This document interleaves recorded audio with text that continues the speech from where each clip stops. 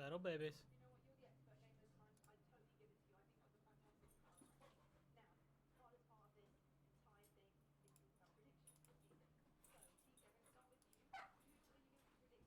Settle, babies. It's tough to go off of just how Minecraft is, but I think if you look at the team that has all the pieces for long term, and I think I have to go with the Atlanta FaZe for that. I think it's just in terms of the roster mania, they got every single piece that they wanted in terms of staff, every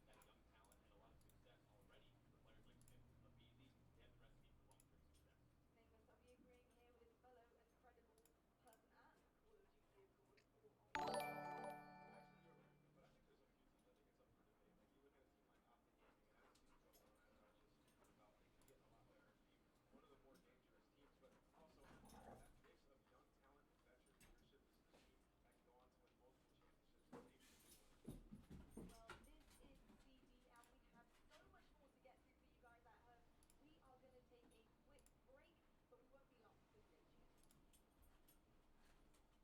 and veteran leadership, this is a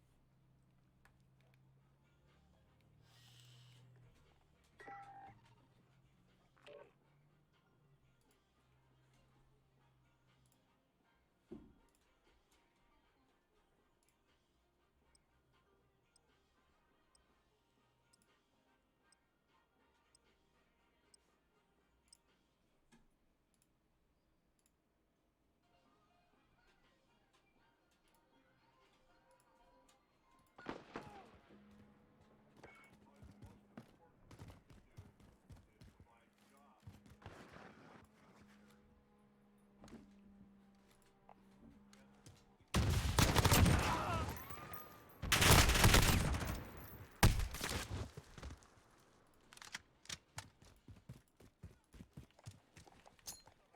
Free for all. Make every shot count.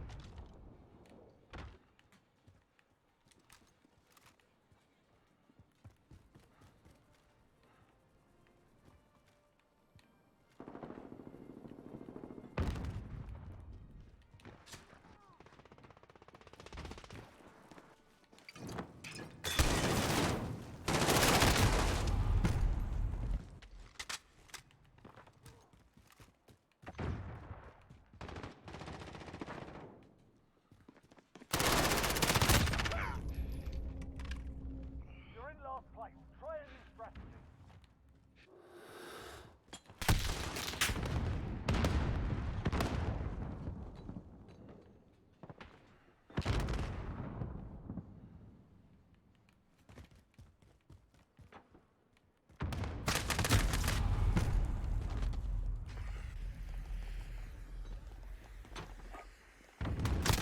Counter UAV online.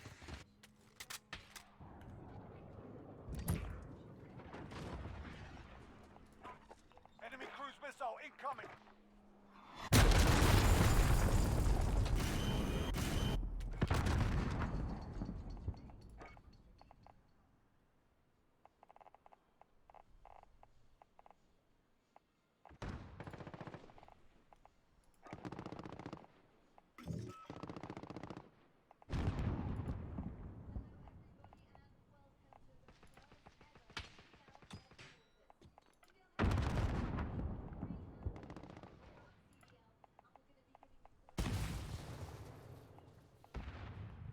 Counter UAV online.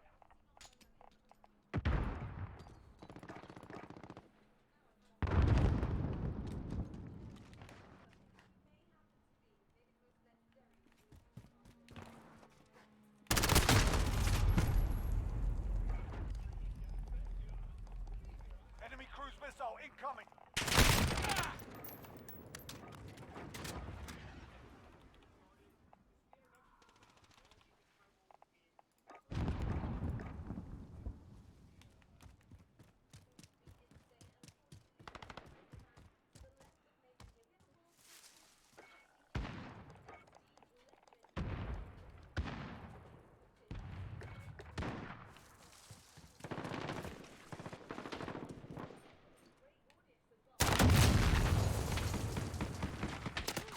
Deployed.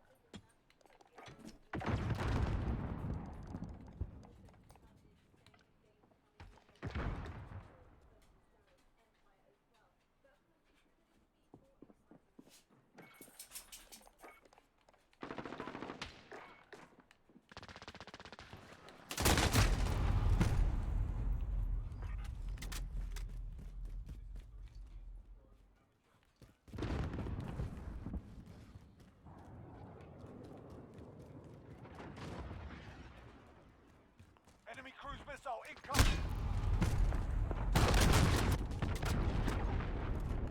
Less than a minute.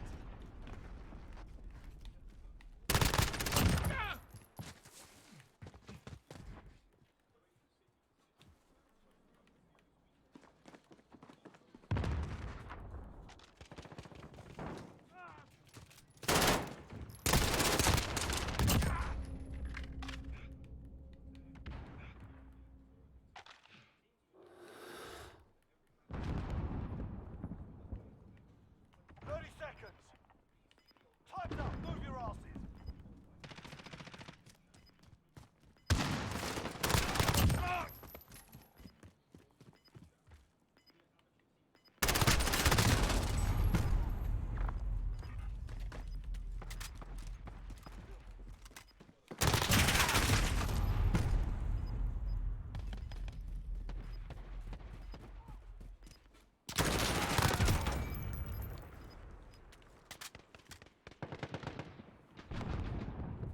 Objective failed. Report for debrief.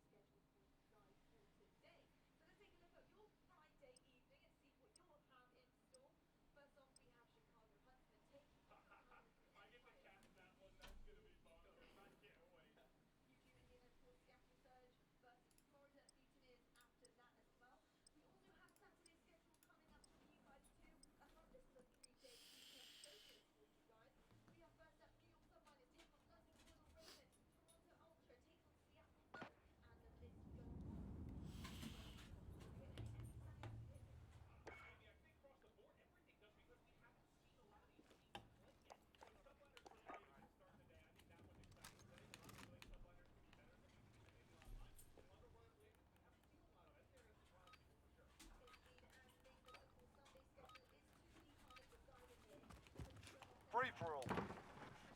Make every shot count. On.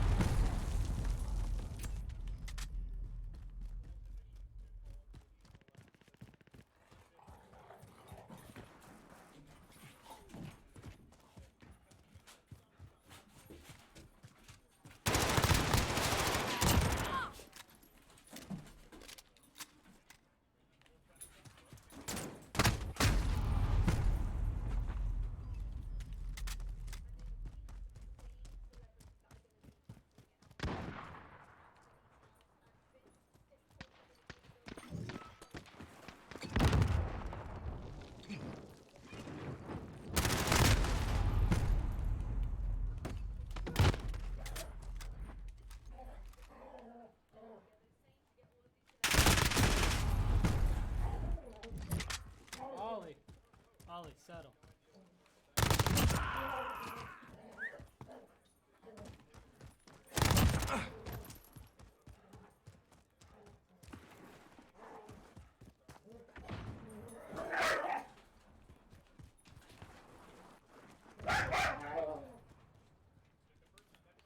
Hey, chill out.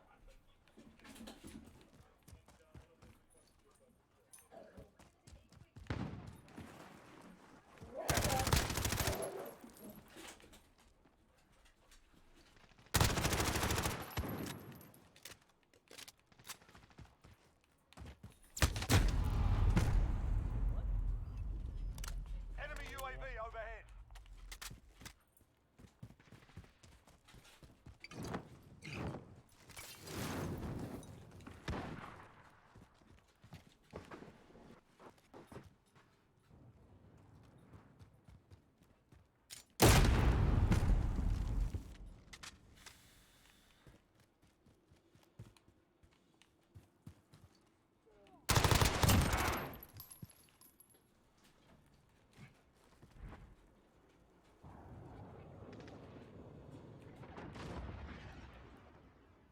Enemy cruise missile incoming.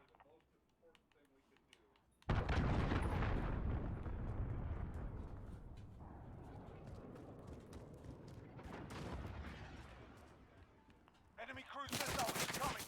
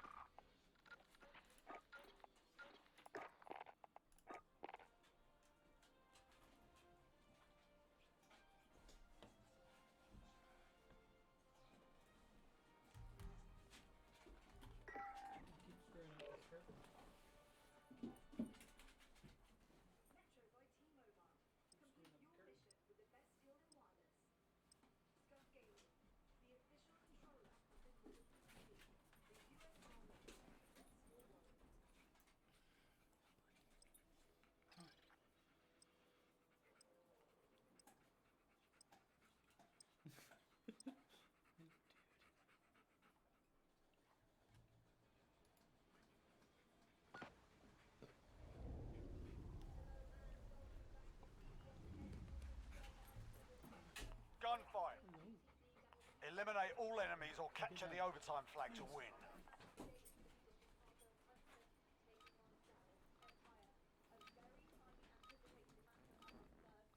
Move up fire, go!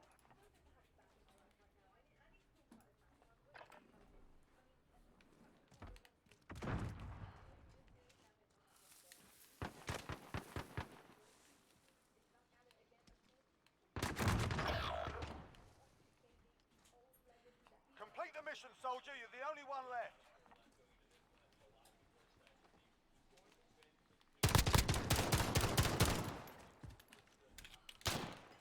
Seconds.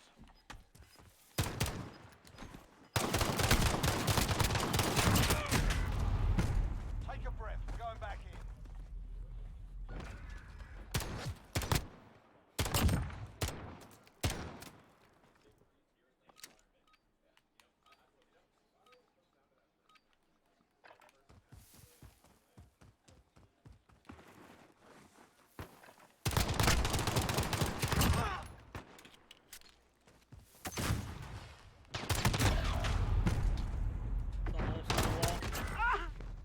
Take a breath. We're going back in.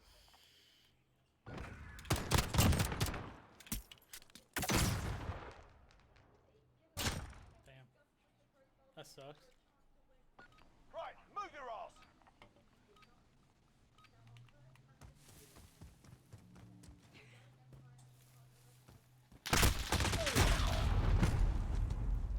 Top right.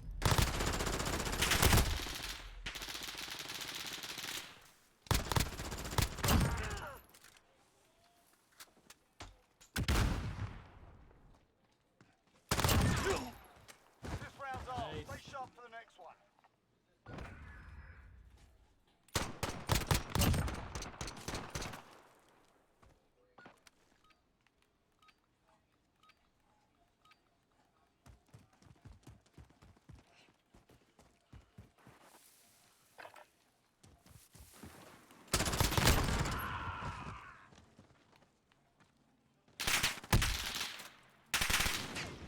All the way back left.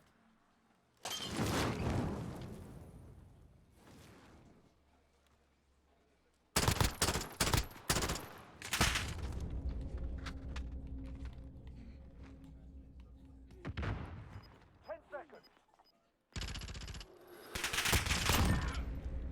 2 wins down. Keep up the pressure.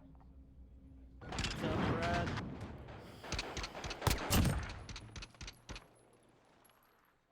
Move up fire. Go.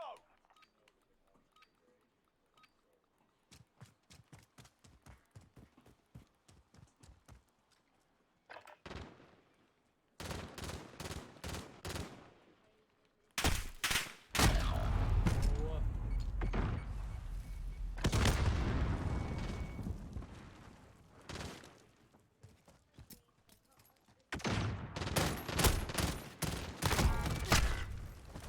Forget that round. On to the next.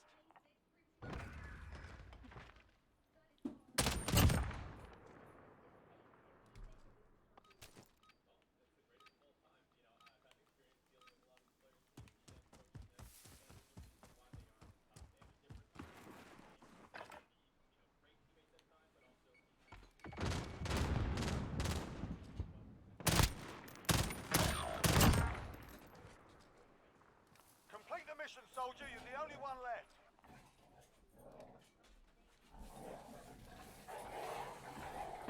Hey! Settle. 10 seconds.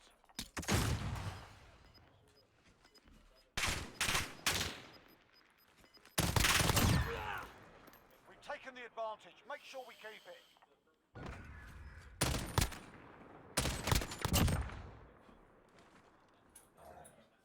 All right, lads, get in there.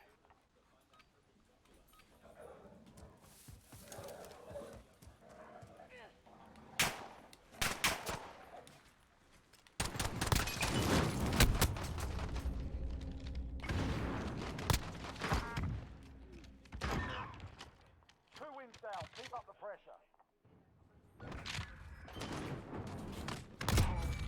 Nice. Let's go. Ollie, stop it. Leave her alone.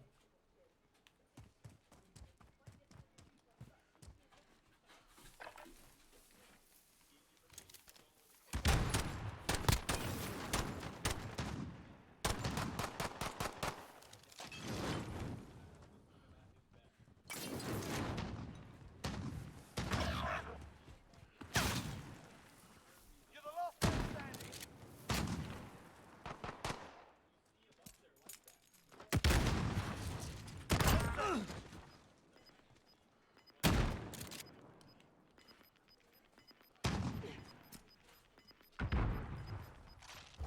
Go! Secure that objective. Woo. 3 up, 3 down. Keep going.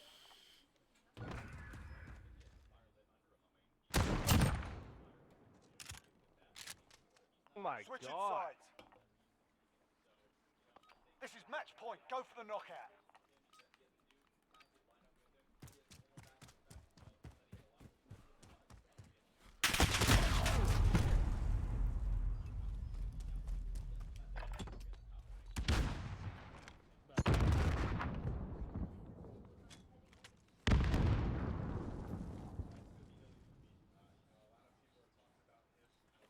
It's on the other side of the rock. There's a guy on the too.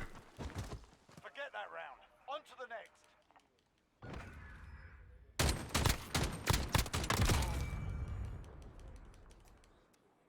This is match point. One more win. Let's see it.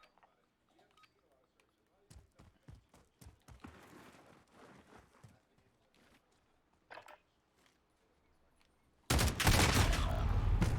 damn it.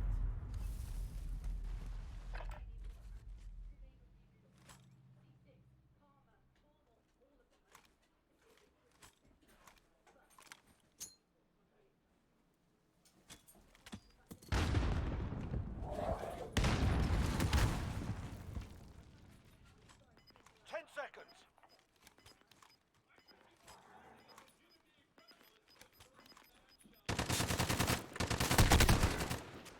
Take a breath. We're going back in.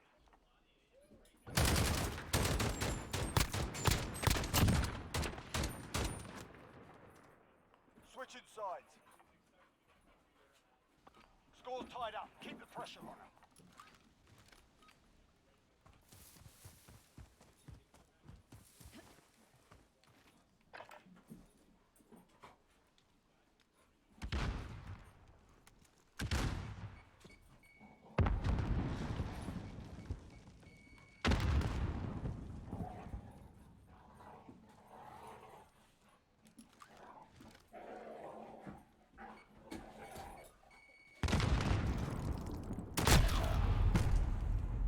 He's on the truck on their spawn.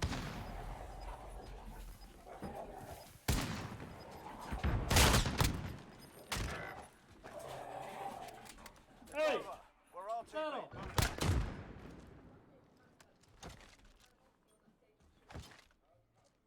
This player.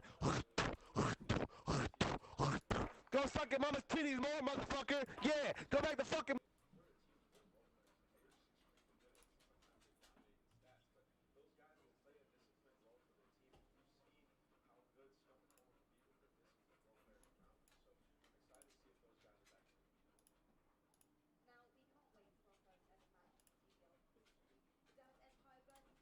If you missed it, I don't know how you did. Here's a look at some of the highlights.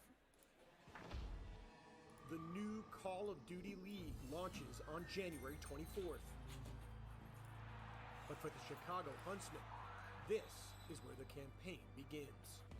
This is the Hex Quarters. Everybody's expecting me to build everything that me and my team have built in the last 10 years in the next couple of months. It is a business and it is work, and you want to win. We have really good team chemistry. We all get along really well. You know, we've been beating pretty much everyone, and I'm really excited for the season to start. How we looking? We're expecting that to be done the next 15, 20 minutes. This is the first time me and my brother have not been on a professional team together. It's very different. I'm killing you, and if I win, I'm making it personal. Best team, undisputed. No one can beat us, period, end of story. Some might say it's a bit obsessive.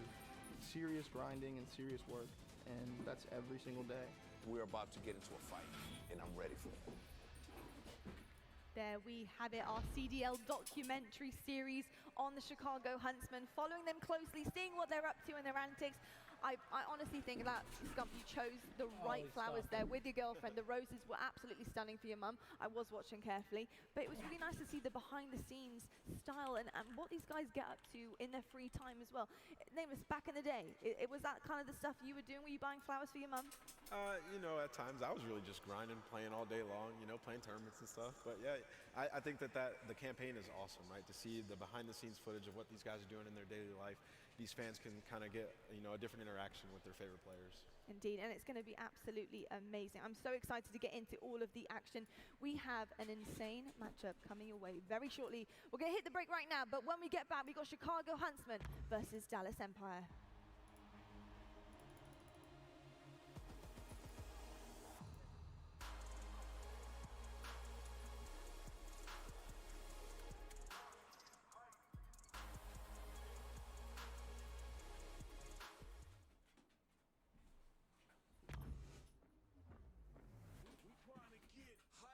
The time has finally come. We're back, Overwatch fans, and we are live from Dallas, Texas.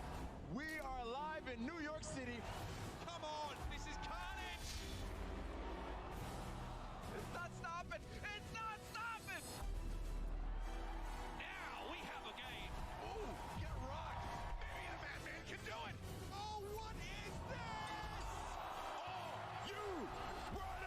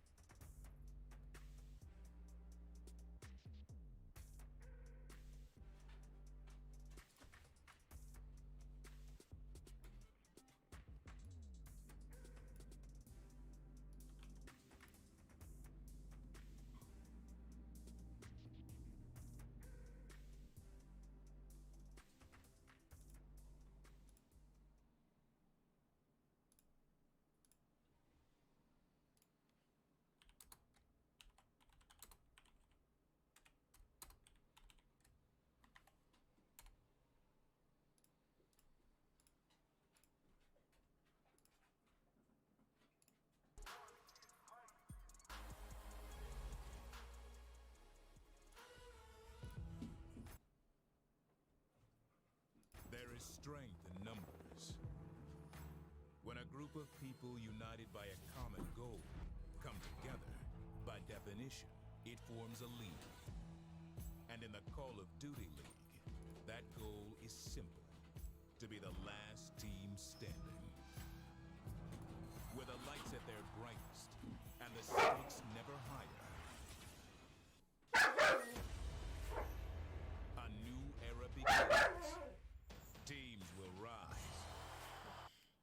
stars will shine. It's time to be.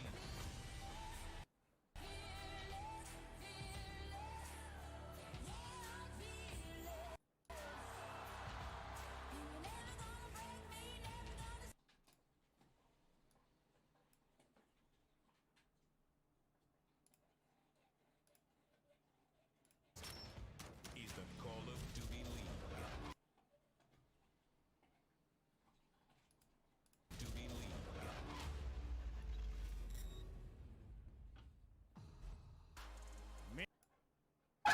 Minneapolis, it's time to answer the call, ladies and gentlemen. We have 12 new teams, all in pursuit. We've got new rivalries, we've got new rosters, but it's the same drama and intensity you've grown to love here in Call of Duty. Are you guys ready to kick this?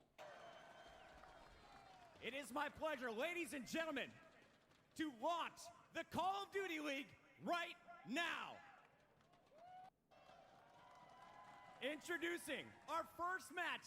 It's the Bad Blood Battle, and we got to bring out our team from Chicago. Show some love for the Huntsmen. He's gonna get caught, but they line up for Scump, and Scump, the king. This is dangerous. Envy looking to take the lead as Gunless keeps on rolling 9. Octane doesn't have to move. Oh my lord!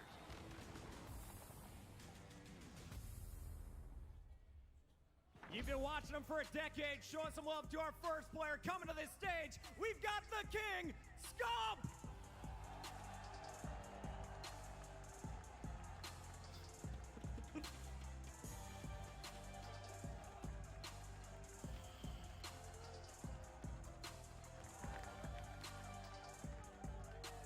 We've seen the king, but here's the other half of T2P.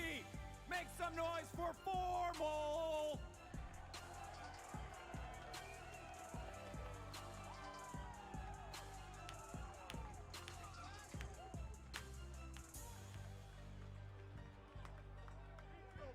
We've got our third world champion from the Huntsmen here for you today. Give it up for Arcades!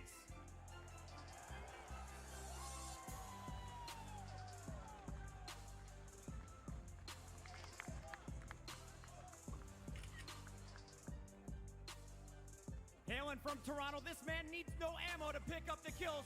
Let's hear it for Gunless!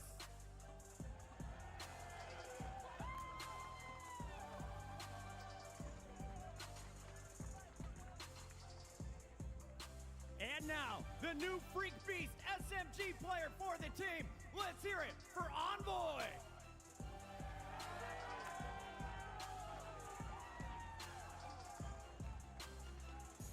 You want me to move or stay same spot? Ladies and gentlemen, one more time, let's hear it for your Chicago Huntsmen. You've seen Chicago, but now it's time to bring out their opponent. Here is your Dallas Empire.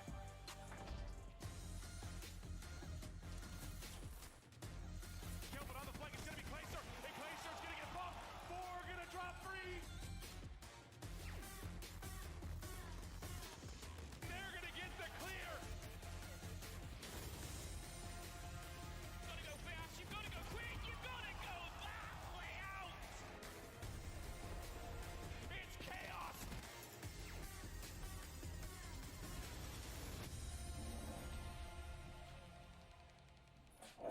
You know him, you love him. Let's hear it for the original man, Clayster.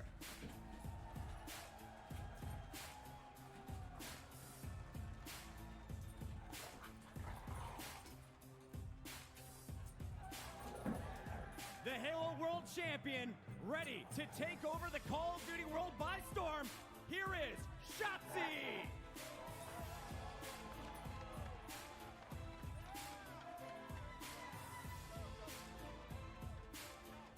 Making his pro Call of Duty debut. Let's hear it for Illy.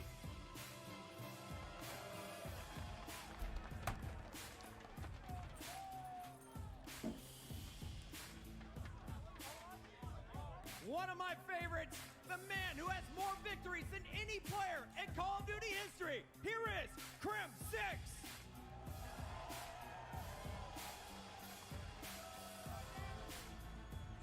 Where do I throw after this?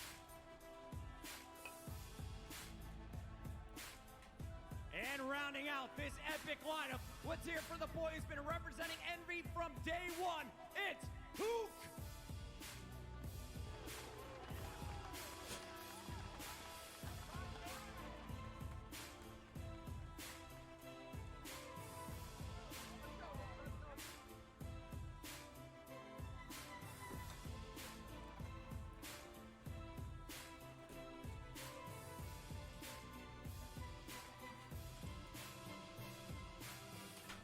Minneapolis, it's Huntsman, it's Empire. Let's get this thing started as we send it back to the desk with Lottie.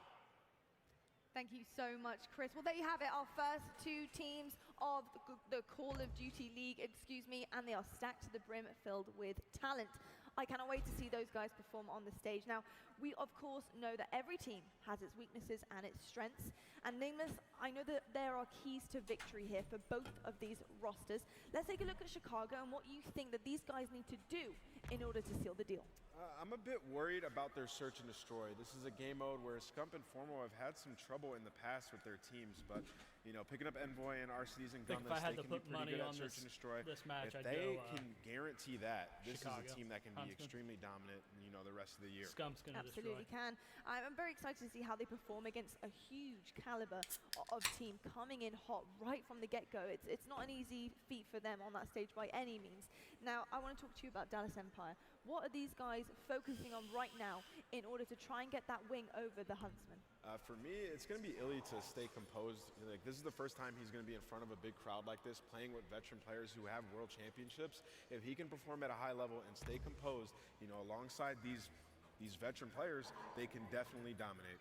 And also Crim6, right? We got to talk about Crim. He's had a couple years where he hasn't been that great. He's had some bad tournaments. If he can get to a high level and everything he's been talking about on Twitter, back it up right now, that's such a confidence boost for him.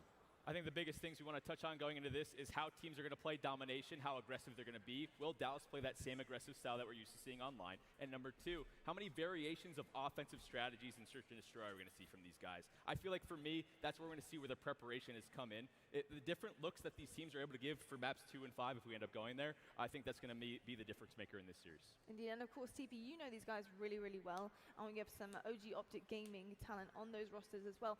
What are their weaknesses? What is going to be the issue for them, and what could get into their heads possibly? Well, I think for Crim6, we'll start with him. I think he needs to, even if he has like a bad map 1, for example, for both sides, I'm going to say don't get quiet if you have a poor map 1. On both sides, there's been times where I've seen these players not necessarily shut down, but they get mad at themselves. They expect nothing but greatness from their team, from themselves. So there's times where I feel like they can go on tilt a little bit, and especially we've seen it multiple times from these players individuals. So even if you come out and have a poor map 1, if you're the more prepared team coming into map 2, you can tie up the series and stay on even keel. Indeed, and before we go to our opening match, let's take an in-depth look at our two teams and what they've got going on, because of course we have our game modes. Now we want to explain those to you in depth, and our first game mode is called Hardpoint.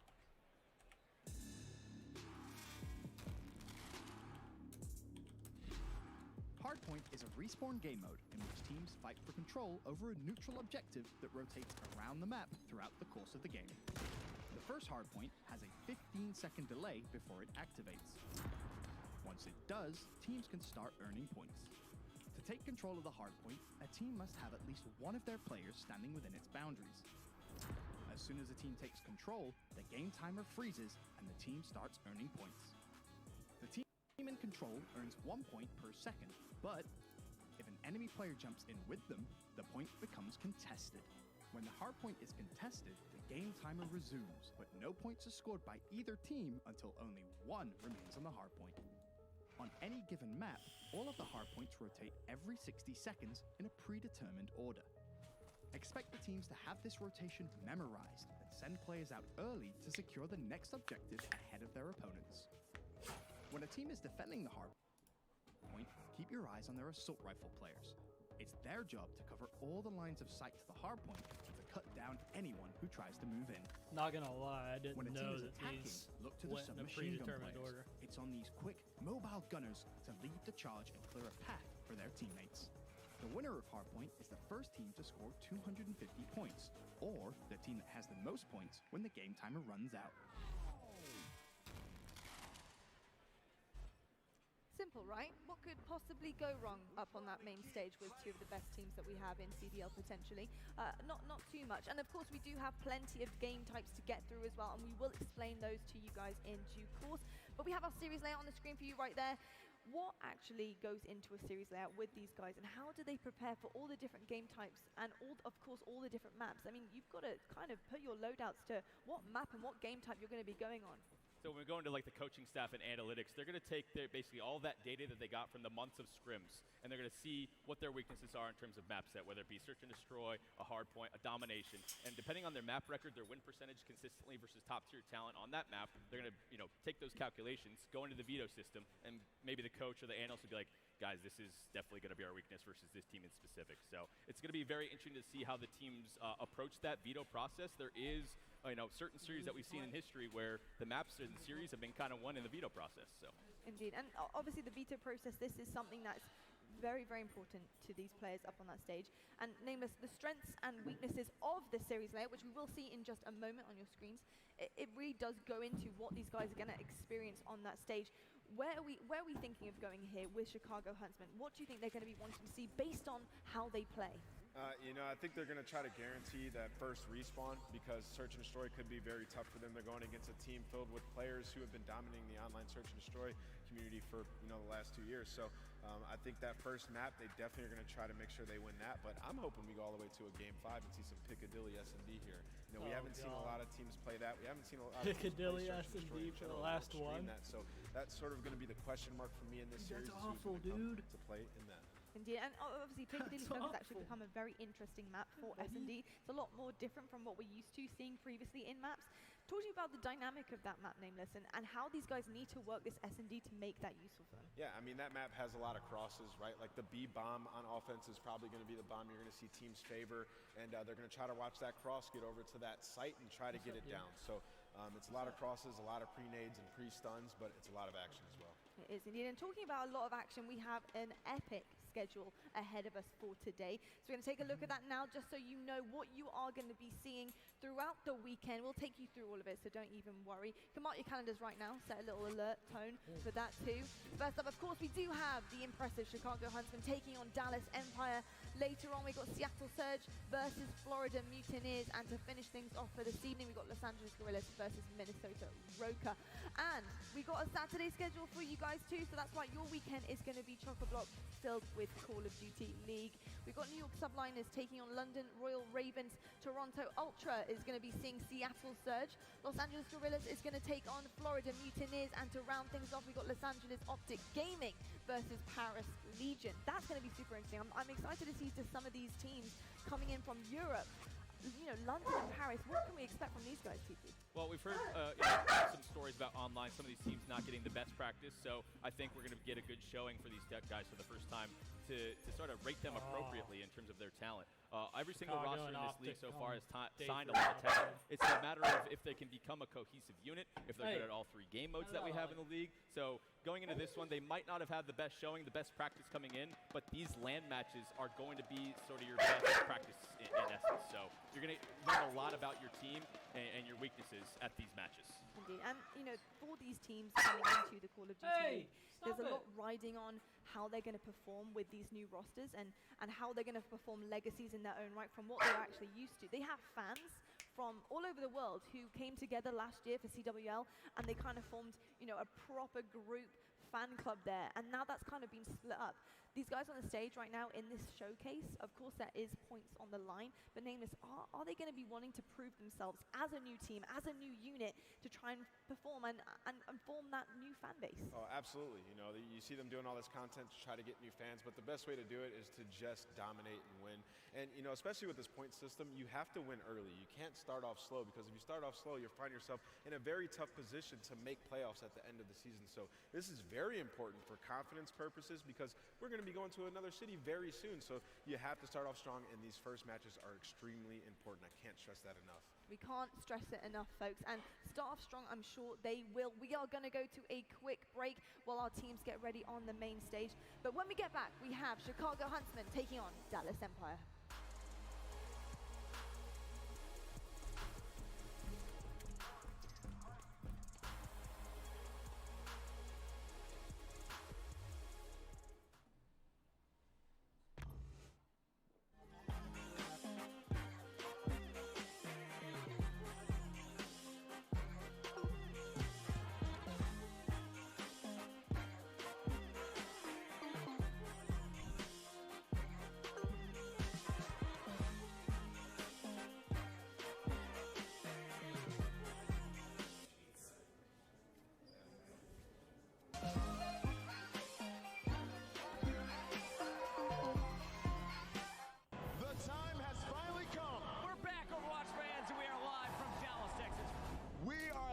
New York City. Come on, this is carnage! It's not stopping! It's not stopping! Now we have a game. Ooh, get rocked. Maybe the Madman can do it. Oh, what is this? Oh, you ready?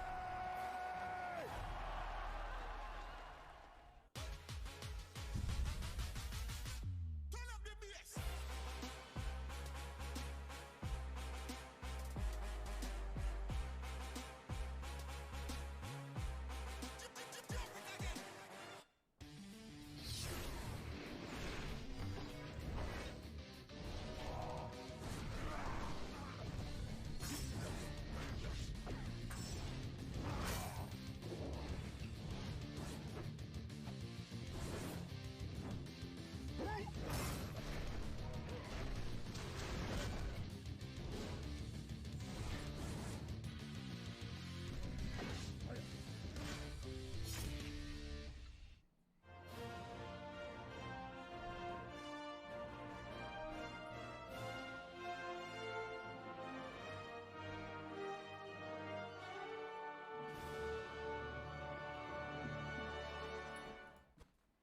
Hello everyone and welcome back to the Call of Duty League. We are live from Minneapolis, the home of the Minnesota Rocker. I mean, this is absolutely incredible. We've got our first game coming up very shortly, Chicago Huntsmen versus Dallas Empire. And I couldn't pick a better two people to start things off in the casting booth than the one and only duo of Maven and Merc. And I'm gonna have to throw it over to them and see what they're thinking of this first matchup. Thank you so much. A lot of you guys crushed the opening show to get into it, but now, Big Joey D, it's time to get rocking. We've been waiting for this match for ages. I know you at home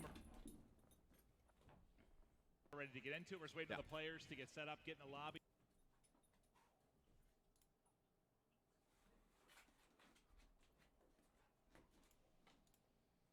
Good, but this is a big one. You know what it is to these players. Yeah.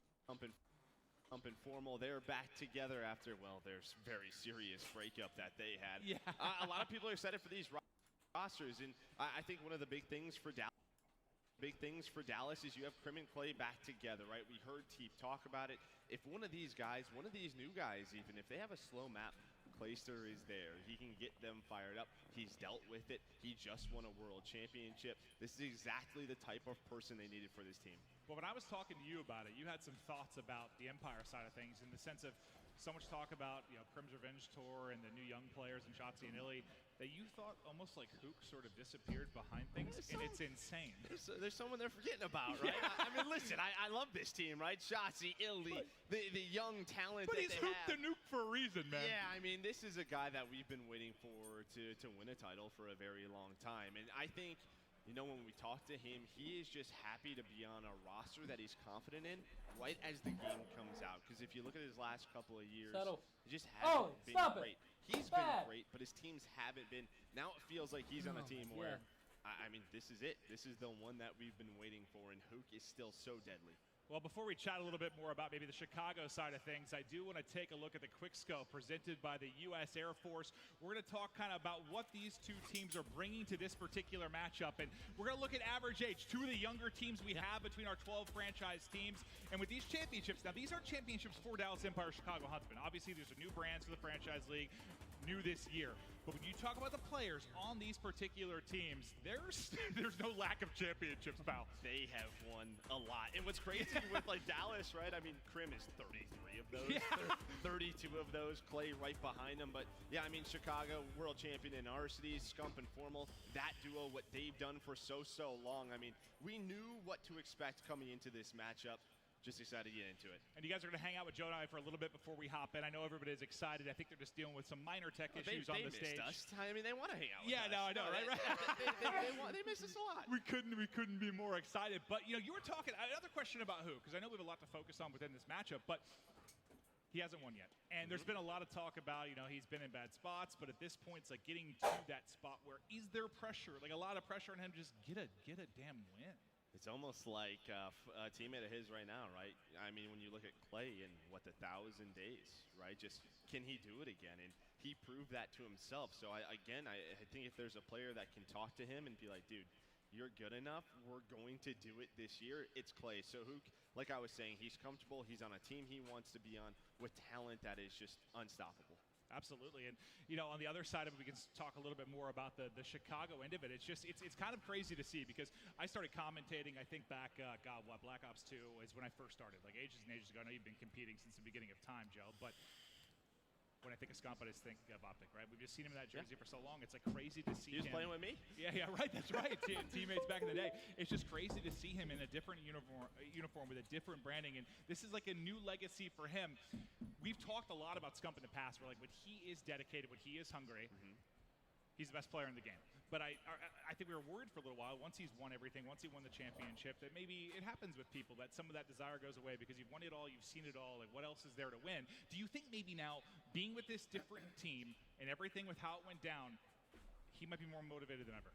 Yeah, I think he just has to be, right? And I think Formal sitting next to him helps that a lot. I mean, really the big discussion around Scump at times is that sometimes he just likes to have a little fun, right? We heard it last year with practice when he was playing with TJ and Dashy. Krim would get a little ticked off, Karma as well, because they just like to goof off. And I think sometimes that's good to have a little bit of fun. But, yeah, it can seem that he's a bit unfocused. And certainly.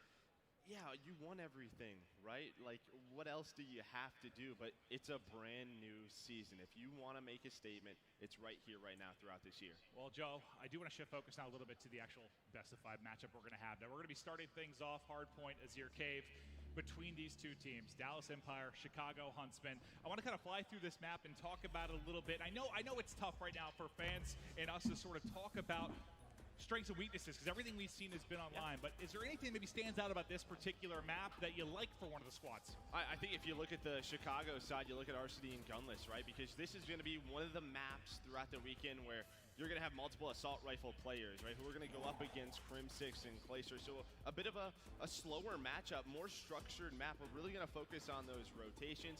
Obviously, you look at the second and the fourth hill inside the cave, Cave East and Cave West. That is where you can rack up a ton of time. Well, I think it's interesting when we talk about these different maps and modes. Like if you're new to kind of Call of Duty esports, like we're talking a lot about the MP5, we're talking a lot about the M4, the assault rifle versus the SMG, and this is one of those maps where yes, it'll be a little bit longer range, a little bit slower, but another map that we want to kind of hit on a bit that we might find within this series is we'll see the best of 5 is going to be Arklov Peak.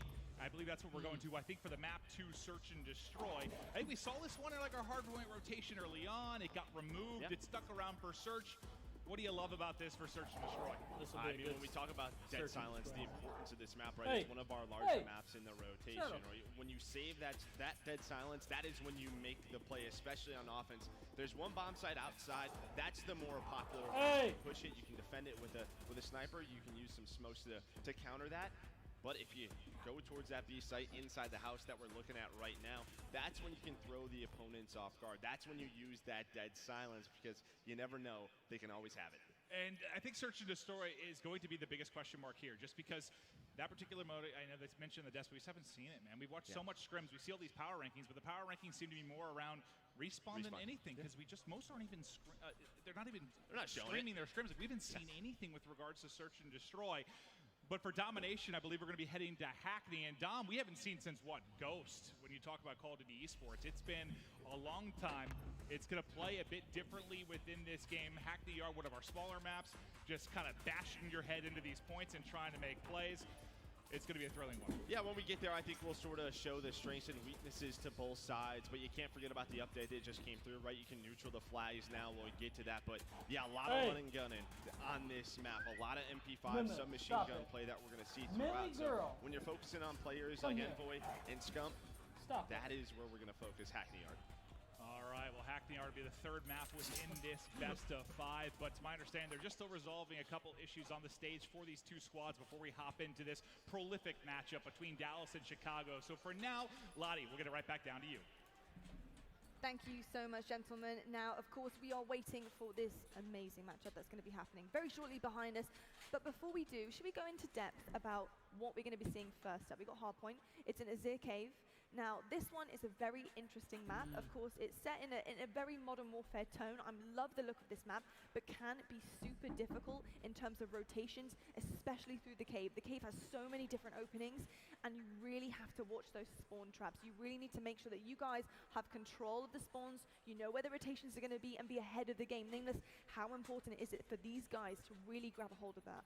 I mean, yeah, you definitely need to be ahead of the game, but, you know, even if you are getting that bad spawn, you can try to keep the other team off the hill. You're going to see a lot of teams try to do that this weekend in Hardpoint. A little bit different than the last few years. It's if you do have that bad spawn, just try to keep them off the hill and guarantee that next hill. There are some hills on this one, like hill number 3, that you can lock down and get a bunch of time.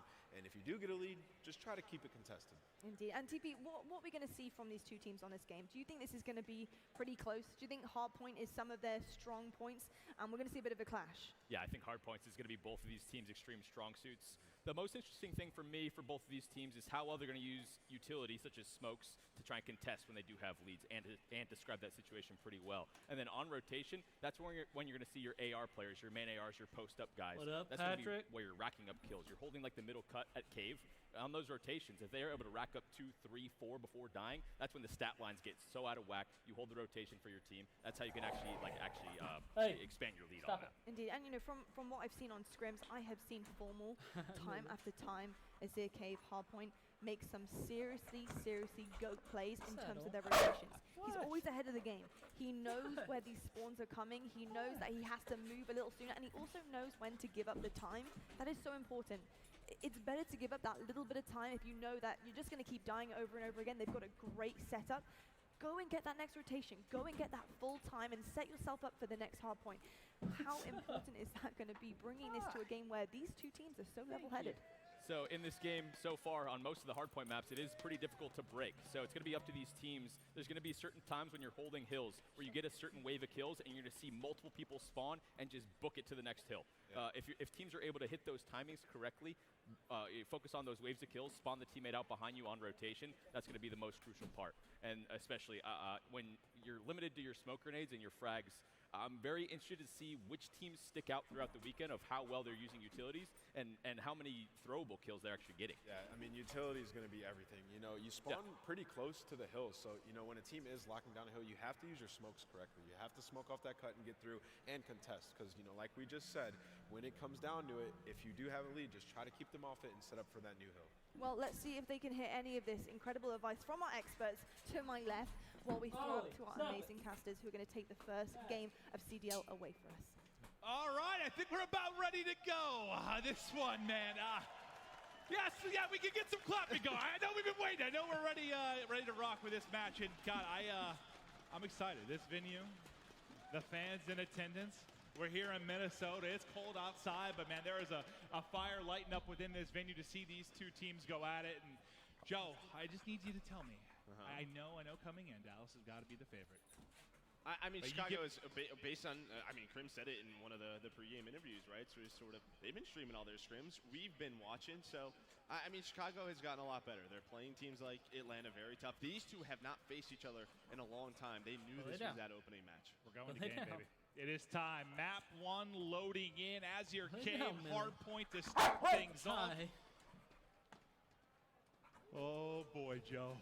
You just feel between these two squads so much desperation, so much passion to destroy the other.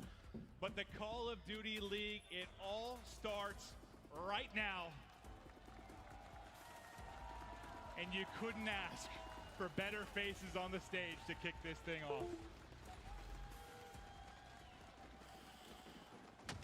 Right into it we go, and I'm just gonna give you guys a heads up as we go into this.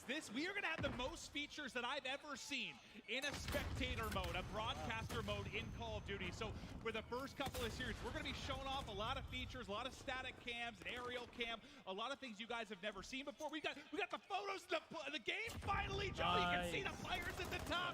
There's a lot of new toys to show off, the jerseys as well. You just keep going. Go ahead. There's so many features, Joe. Yeah, there's a lot that we're going to be getting into, but I mean, just early on in this game, Dallas with a nice start. Obviously, the first hill and hard points usually very contest heavy.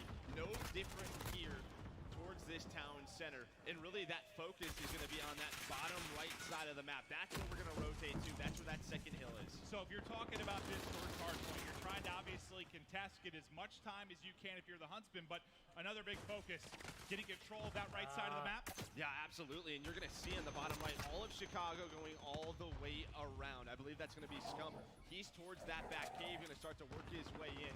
He's got Formal. Arcity is looking over him, and this is a nice start right now on this rotation for Chicago. But Dallas, they're right behind him.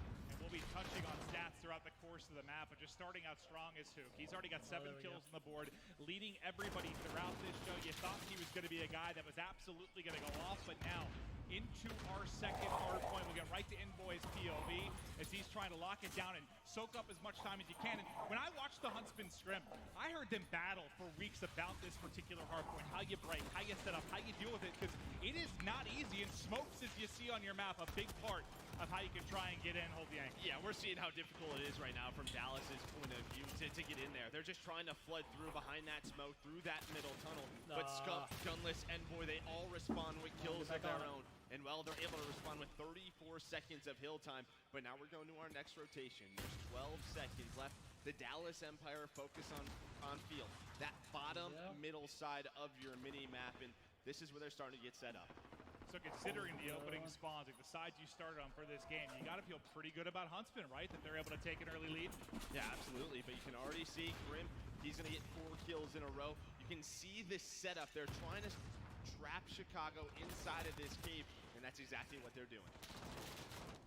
C6 now with 5 in a row. We'll stick with his POV and see if he can keep this streak going as he's starting to dominate. The revenge tour starts now, but the caster curse comes into play. As soon as he gets set up, he's going to get dropped as the flood comes on in. But the battle going down at field. Now to Formal's POV to see if he can lock down top. Broken, bit of a drop shot there as he picks up the kill. 4 going to go down for Dallas Empire. At the time, soaked up by the Huntsman. Yeah, I mean, this is 20 seconds of scrap time. That's going to continue the lead for Chicago. But again, with 20 seconds, Dallas is already thinking 1 step ahead.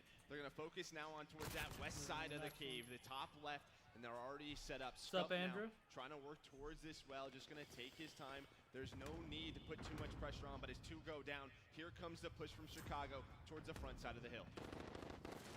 Back in the cave we go. Shotzi now. Doing what he can, teammates looking over him. 4 gonna drop for Huntsman, and time to soak up a ton of time. Now for Empire, they look to retake the lead, and just like that, Empire gonna go back out in front. Smokes in as Huntsman try to get through, but you see that kill feed on the left side of the map.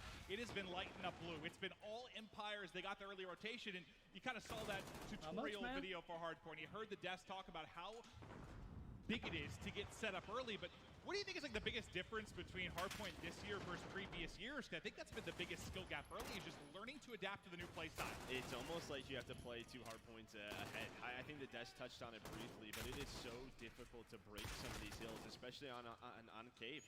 and you saw that. So Chicago, they already know what they have to do. They're giving up this scrap time. Now we're going to go to our final hill of this first rotation. It's going to be towards the bottom right. It's going to be that cliff hill. And, well, Dallas, it's not the worst thing to break it from the front, but you have the advantage right now for Chicago. Well, the scrims we've watched, what's been maybe like the biggest point of contention for this particular hardpoint stood out the most to you? Well, I mean, if you can push through the front and get control of the hill, you can spawn your opponent so deep wide right, and then after that, you can chain two hills together. You go back to town center, and you can gain such a big lead. And that's maybe a difference, though, between this title and previous hardpoints. Like the ability to, like, almost like, okay, you have that good spawn on the back. You have the closer spawn to get to the hardpoint. That's fine. We're going to pin you there and try to fight into the hardpoint. But so far, it's been Huntsman that have been able to do it.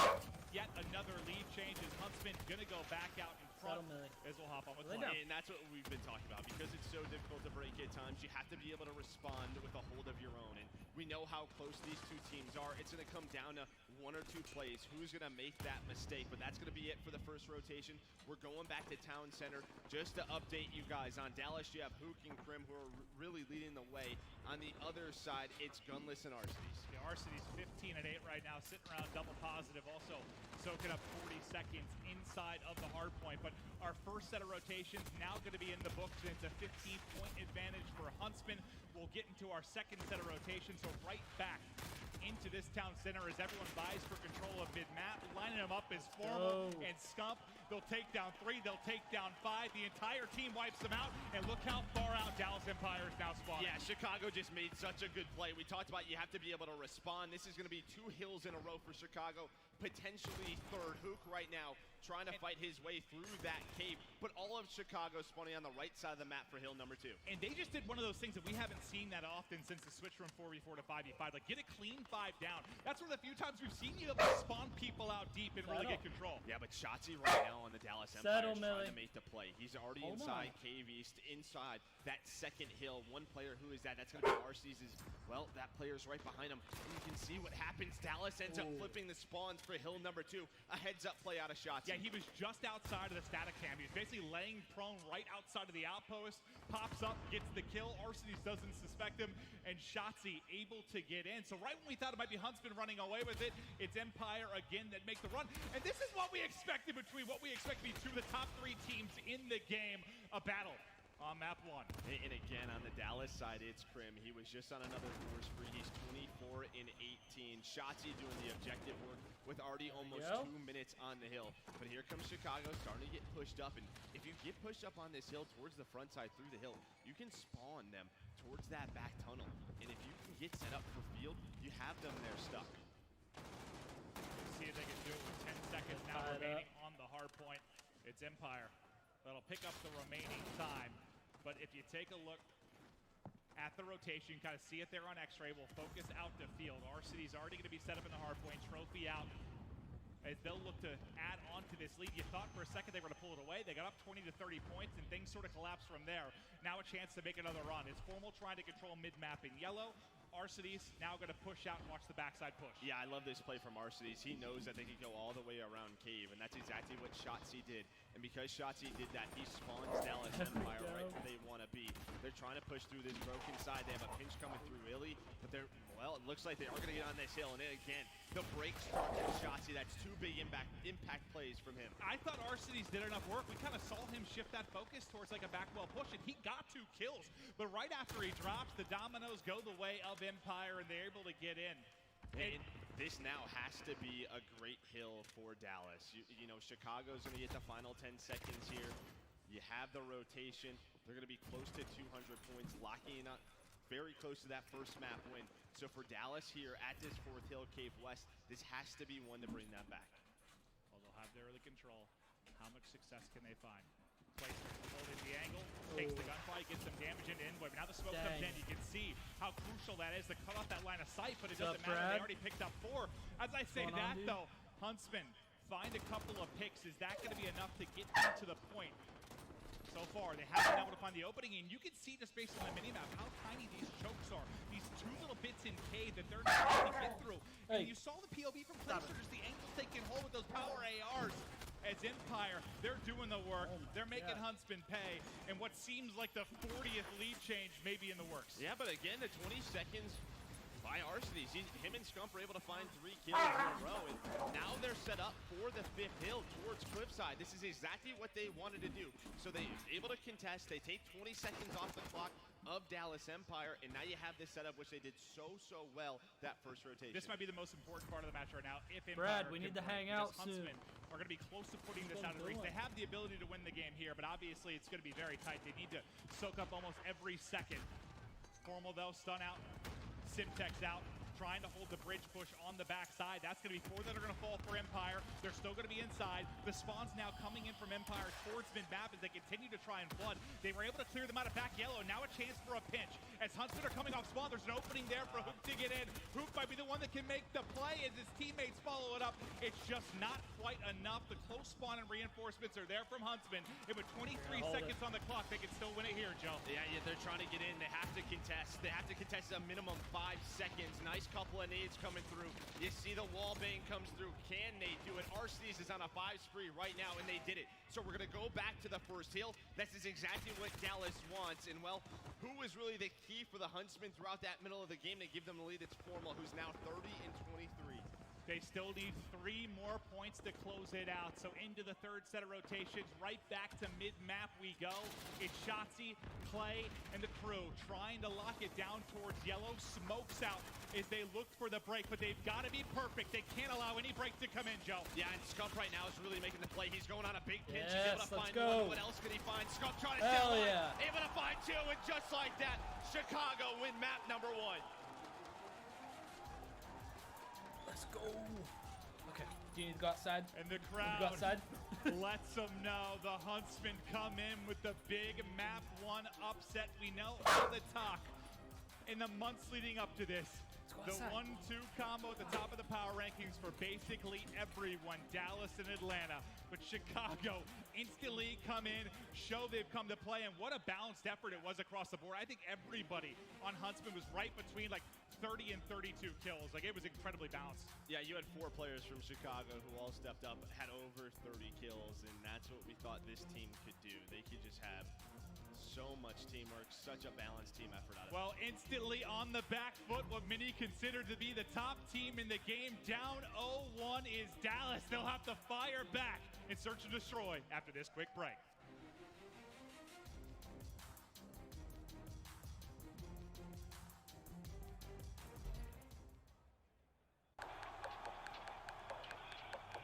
This is it, the official Overwatch League apparel.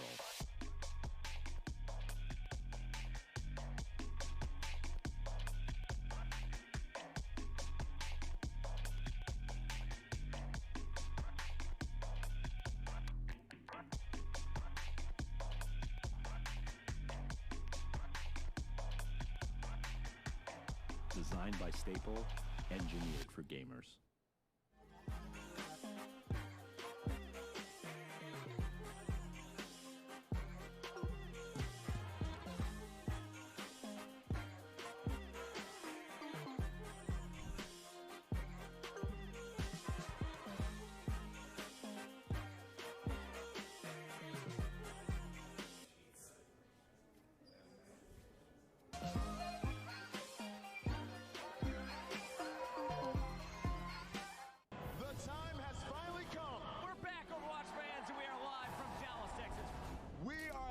New York City. Come on, this is carnage! It's not stopping! It's not stopping! Now we have a game. Ooh, get rocked. Maybe the Madman can do it. Oh, what is this? Oh, you ready?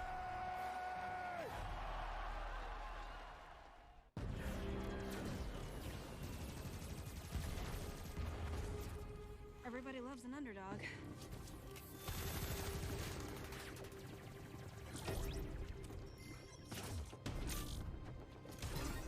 Me?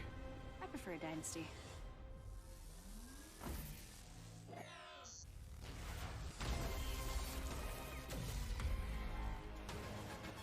Mountain Dew Amp Game Fuel. Victory in a can.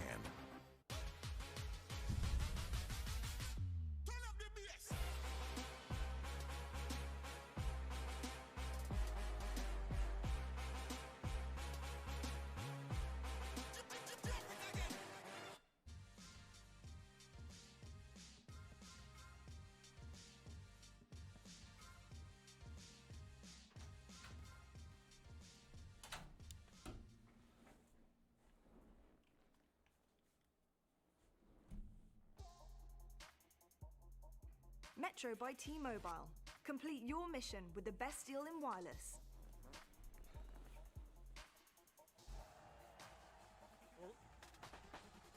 That's it, and it's all good. All right, we'll get right back into it. It's Huntsmen that are able to take the first map. Scump fired up instantly, letting the fans know, and more importantly, letting the other side of the stage know. But are you surprised to see them come and take the map 1?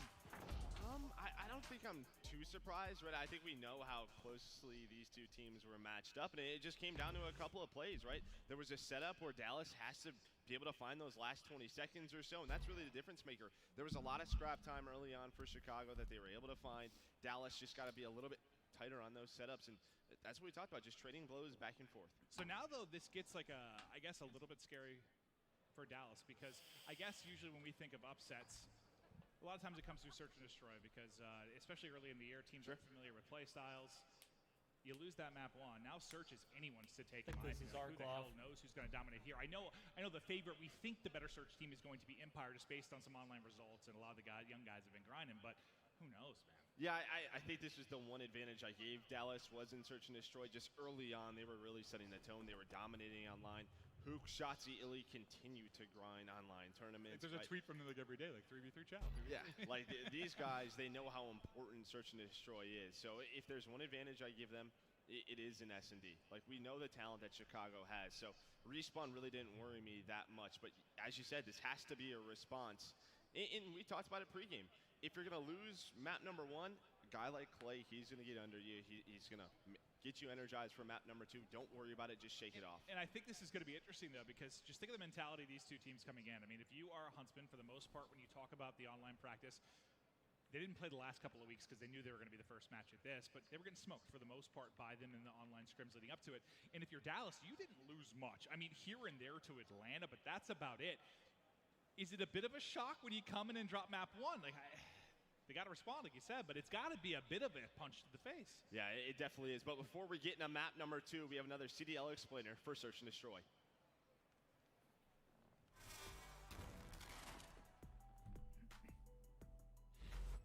Search and Destroy is a round-based game mode in which players only have 1 life per round. The first team to win 6 rounds wins the game. Each round puts one team on offense and the other on defense. The offense has a single bomb that they need to plant at one of the 2 bomb sites. Planting the bomb takes a full 5 seconds. Once it's planted, a 45-second countdown starts. If the timer hits 0, the bomb goes off and the offense wins the round. Aside from detonating the bomb, the offense can also win the round by eliminating every member of the defense, even if the bomb's never planted. On the other side, the defense needs to make sure that the bomb never goes off. If the defense defuses the bomb, they instantly win, even if their opponents are still alive. Defusing the bomb takes 7.5 seconds. That means the defenders must manage their time wisely to give themselves enough time for a safe defuse. The defense also wins if they eliminate every player on the offense, or if time runs out before the bomb is planted. Since everyone only has 1 life per round, expect teams to move across the map slowly and methodically, using utility like smoke grenades to conceal their movements, and weapons like sniper rifles to pick off opponents from afar. Teams switch sides every round. The first team to win 6 rounds wins the game. It is time for map 2 between Dallas and Chicago. We're going to search and destroy, and I believe Arclaw Peak is going to be our second map. Okay. What stands out for you, at least within that particular map of this pool?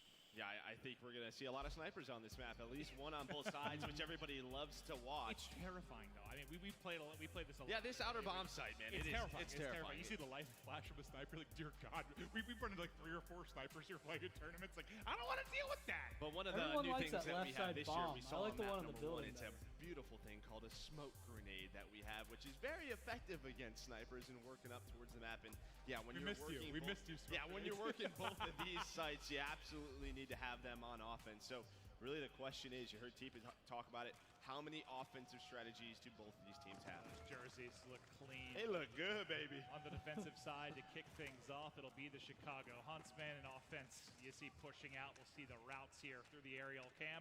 Is Dallas Empire. You can see they're looking to work this A I side. don't know why people Smokes like out, this A side. Snipes out. Who can make the play? Yeah, this is the more popular bomb site on this map, especially without dead silence early on. Those are going to be loaded on up. So Yeah, I guess Shotzi that with makes the sense. sniper just trying to see what he can find in this bunker. But you see the smokes that they're just trying to block the point of views of Chicago as they start to work up on the map. On the other side, it's going to be RCs with a sniper of his own. First blood comes in, and Shotzi is able to hit the snipe. Can RC's do it on the other end? Can't quite get the angle, but he does get the pick with the nade. So that'll put us in to a 4v4 early in this one. Another smoke out as they try to work up this side. They're still committed. It's going to look like Illy's going to try and plant behind this. And if they can get this bomb down, you can see Shotzi immediately starts to back up. Well, the bomb's going to be planted. You saw in that explainer 7.5 seconds to defuse, but Shotzi is going to be in such a good position.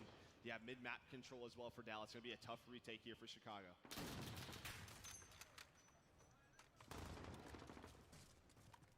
They're starting to work the retake. They have the 3 versus 2, so they've got the edge in numbers. Well, just for a moment, RC starting to move up. Shotzi with that power position you talked about. Snipe at the angle, watching the bomb. He gets vision. Sees the snipe angles there. Going to back down for now, but you saw Dead Silence gets popped. RC's going to try to make the play behind it. Silence tries to get the peek, but Shotzi right between the eyes gets the shot. And Dallas Empire take round 1. And as soon as that bomb goes down and they don't have strength in numbers, what you would like to see right there from Chicago is, you know they have a sniper in Shotzi. He's going to back on up. You would love to see a smoke to retake that bomb site. If there's a smoke grenade on the Chicago side, they could smoke that bomb out. That forces the sniper to have to push on up with the pistol. That's exactly what they have to save later on in those retakes. Crim 6 is going off. Well, it's going to be C6 that has the nice opening around 3-0 to kick things off. And Yeah, like Shotzi, 37 in map 1. Yeah. Like he Shotzi went off. with the other 2, and you saw the big snipe there. He hits 2 snipes in the round. Now, it looks like it's going to be a similar push out of the other side for Huntsman as they start to look for the opening. They've still got one watching mid-map, one towards the top side of the mini-map as well, looking for any kind of play behind Dead Silence, maybe looking for a quick opening flank, but with the first blood, it's Formal that finds the kill. I was going to say, watch that player in the top right. That's going to be Envoy. We're going to see what he's going to work on. You do have Illy, who's watching that side of the map for Dallas, but you have a lot of time to work with. As we said, you're going to wait for those Dead Silences to load on up, but it looks like Chicago, they're going to regroup as one player does go down to make it a 4 versus 4, and he starts to get pushed up. Yeah, he uses Dead Silence and he makes the play. Going to catch him off guard. Formal's going to get dropped in the beam. No. There from Hook as he takes 2 down with him. A 3v2 edge now for Dallas Empire as they look to hold it on defense and get the 2-round edge. Back over to Shotzi's POV with the snipe. Just looking for an angle. Got eyes on Scump for just a moment. Still some time to work with. Ooh, he gave a haircut. Envoy is going to go down, so now it's a 1 versus 3, brought down to a 1v2 for Scump. You've seen the Twitter videos. You've seen the highlights. Come on, Scump. He's had his fair share of clutches early in this game. Does he have another one in him? 35 seconds now to work with. Sniper peek. Has both players positioned now. So difficult to do. And I like that from Shotzi, right? Don't over-challenge, don't peek without your teammate. They're just playing for information, playing for time. He has to plant the bomb with at least 5 seconds left. He's looking for kills. Oh, no. And it feels like Scump's going to have the World Star 1 if he's going to make this happen. Oh, let's go. Come on. Dances with death again is Shotzi, but he stays up. The 2 youngsters trying to hold on for the edge within this game, too. Scump now, 7 seconds to work with. Nothing to do. Let's go. Come on. One more. Last player's not going to peek. They'll get away. And that's the second round to Empire. But I love, I guess, how that was played by the youngsters. I mean, I guess if you think you worry about them maybe on the main stage here for the CDL for the first time, maybe a blunder, some kind of miscommunication, they played it perfectly. Yeah, I think Chicago, they get that first pick, and you could see they were starting to regroup. But during that process, they left the lane open, and that's when Hook was able to find those. We'll take a quick glance at the stats. C6 still out to the great start. He's going to be 5-1 through 2 rounds. Here's a big mid push from Dallas. This is what I was talking about. You know, you start towards A, but into that second round, offensive round, they're starting to go towards B. Nobody is there for Chicago. There's one player towards the mid tank. See, that's the thing about B. Everyone goes A, and then one team scary. goes Going to be a B. tough retake here. You've just got the easy Chicago. Already down 2-0. And now you might give up an early plant. Here comes the wrap back, though. Formal gets in, Formal gets gun. It's going to be Hook holding the top, and there's the first blood advantage to Dallas early in this round as they continue to try and work the plant. Yeah, and I like this from Dallas. They know they have the position. And yeah, the bomb's not down, but Chicago, they've given up so much of the map. You still have 3 players of Dallas towards middle, 2 inside this B site, just taking their time. They know Chicago has to come to them. And bombs being planted right now. So now 45 seconds to work with for Chicago. Envoy trying to stay alive, but he's going to get pushed. You can see how hard these gunfights are due to the early control from Empire. You have players peeking in from Huntsman trying to find an angle, but already set up is Dallas, and suddenly it's going to be Scump as the last man up yet again takes one with him, but only 25 seconds to work on the defuse. The 1v4 now to a 1v3. He'll get gunned in, dropped, and it has been clean from Empire so far in Search and Destroy. And well, Joe, that's what you were expecting coming into this. And again, you're seeing the advantages if you get the bomb down on offense. It's just difficult to do. The first time Dallas goes towards A, they get the plant. It's all set up for Shotzzy. Right there, they're planting it so that Chicago has to be peaked from top middle. Right, they're just taking the map away from Chicago. Great couple of offensive rounds from them. Now, what can they do on the defensive end? But I think the bigger question is, can Huntsman get something going? Gunless yet to find a kill so far in this map too. Starts out 0-3. They want to go right back to that A push. But Shotzzy's getting aggressive on mid. I believe he's popped his dead silence and he is flying. So Shotzzy might be very quick to the flank or an angle mid-map to get some disruption. It is Arcades that's able to hit a snipe to open things up. Advantage early, at least going to be to Huntsman, but the trade's going back and forth. That mid-pressure from Shotzzy does turn into a kill. Yeah, there was an early smoke towards this A site that Hoot just runs through. He's able to find one, but was quickly traded. So now it's a 3 versus 3. You have Illy on the other side of the map. All of mid-map is given to Dallas, but Chicago's just going to take the bomb site. Another retake situation. What can Dallas do this time a little bit differently? They need to time this properly because you're waiting right now for Illy to work up on the flank. Try to find some kind of opening. He's going to have 2 to deal with as well if we can go to Illy right now. What can Illy find? Absolutely nothing. The King is there locking it down. Now 1 versus 3 for Clay. Let's go. Takes 2 down with him. Huntsman finally gives the crowd something to cheer about as they get their first round up. And was there a key moment maybe within that round 4 for you for Huntsman? I mean, Dallas takes a risk, right? They try to go middle map heavy, and Chicago just responds with a lot of aggression towards A. They're able to take down Hook, who is that early defender, gives up that bomb site. But Illy's just trying to work up the flank very slow. That's nice teamwork from Chicago to realize we can back up towards our base, watch the bomb from afar, and they did just that. Yeah, it's like he gets there 5 seconds earlier, maybe catches them before they're set up in a power position, but you saw how difficult that looked. You saw from the Huntsman POV, but not easy for Illy. Now Shotzzy, who made some noise with the snipe in the opening round of this Search and Destroy, maybe potentially do it again here. And look at the minimap if we can. Look what Chicago has to do because of the last offensive round that we saw out of Dallas. They have 4 players towards the B site, only 1 back A. That's those small adjustments. Gunless tries to get aggressive towards middle, gets taken down by Clay. And guess what? The A bomb site's opened up now from Dallas. And that's exactly what you want. Continue to move those offensive rounds around. And the woes, unfortunately, for Gunless continue within this map, too. But now with the bomb planted for Empire, they've got the advantage in numbers, so they'll look to hold. Illy's just going to play it from right behind and kind of play bait as they try to push in. And 1 by 1, Huntsman gets chopped down. They might not find a kill in this round. Last guy's going to be Arcades. He's trapped inside a hostile, and he will fall. Another dominant and clean round from Empire. And look at this position from Hook. Once again, he finds the opening in the bunker. He's just waiting at that stone wall. Chicago, you got to come out sooner or later, right? He pushes up, able to find the last 3 kills of the round. Nice execution so far from Dallas. Has it been kind of the execution, the aggression from Empire map control? Yeah, the offensive variations that we're seeing from Dallas. Chicago's trying to figure out how they can respond, and they just can't. And I think on the desk, Teep was talking about the need for Huntsman to have that variation. It's Dallas that we're really seeing it from here, keeping them honest for sure. But we'll go to the aerial cam again just to see the break. And once again, looks to be aggressive out of Empire. And here's a big mid push from Chicago. You are going to have 1 player. That's going to be Clayster. And look at how aggressive Illy is getting up this bunker. So he's just trying to get all the map control that he can. Scump's working up towards B. They're going to get this bomb down, but there's a lot happening elsewhere on the map. I think Illy ran right by someone. That was actually Arcades. So Arcades should have a free kill here soon. They'll get set up in this site. the gunfight for Crimsix. Illy is able to get a kill. Hey, I thought he was going to get right caught behind for him. sure. Yeah, we were watching an RPOV from the minimap just as he kind of made this big flank around. Caught in awkward timing, but it gave it an opening. Now only 25 seconds remaining on the bomb. Envoy going to be the man that has to make the play. He's going to pop dead silence. This is his chance to do it, but the defuse is already coming in. Envoy's going to get there. Is it going to be too late? He thought it was the diffuser. He thought it was the diffuser, I think, and it wasn't. It was a different player inside. Dallas should have finished the defuse. I thought he got him too, to be honest, for a second. I thought he got the kill Yeah, with the diffuser, and he wasn't dips away, but yeah, that's just...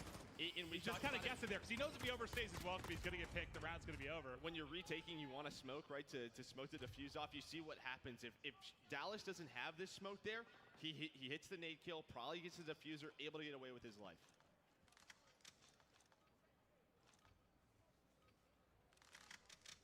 One more round, and Empire can tie us up at 1-1. Gunless right now at 0-6 for Chicago. I On like the other the side, stop it's down Hook deal. again. Historically, he's been great in Search, man. Yeah. Like, he's been so good, so you got to wonder what's off with him right now within this map, too. First blood, once again, to Empire. And that was Envoy just trying to get aggressive towards the top side of the map, but Clayster was ready for it. At a very spread push. Number one is Hook. He's working up towards the middle of the map. If we can... He's just that high. He was getting aggressive as well. So far, the first two to drop. Both players trying to get some kind of aggressive. Now, Gunless, yes, we can make some noises. Gunless gets his first kill for the Huntsman. But if he can get going, if you're going to come back down 1-5, you got to think it's going to be the back of Gunless getting something going. But those some clean shots from Illy with the M4 over the top of those power boxes at the A site. And all he's doing is staying alive right now because his two teammates are trying to work the flank, and they're doing that wonderfully. Shotzi finds Formal. Now it's just down to one. Gunless Is is gonna get Gunless the ripped. last man up? Can he clutch a 1-on-3? No, he's not able to do so, and Dallas are going to tie the series up at 1-1. What a performance there by Dallas within the search and destroy. It was never really in question. Clean from top to bottom, only drop around. What did you love? I loved what they were doing on offense. Right away, they set the tone. Chicago were always trying to play catch-up, and when you're trying to play catch-up, that's when you're using dead silence at the wrong times. You're trying to make a play, and that's exactly what you don't want to do. Well, you heard our thoughts on that map too, but let's get it down to the desk to hear from Deep and Nameless.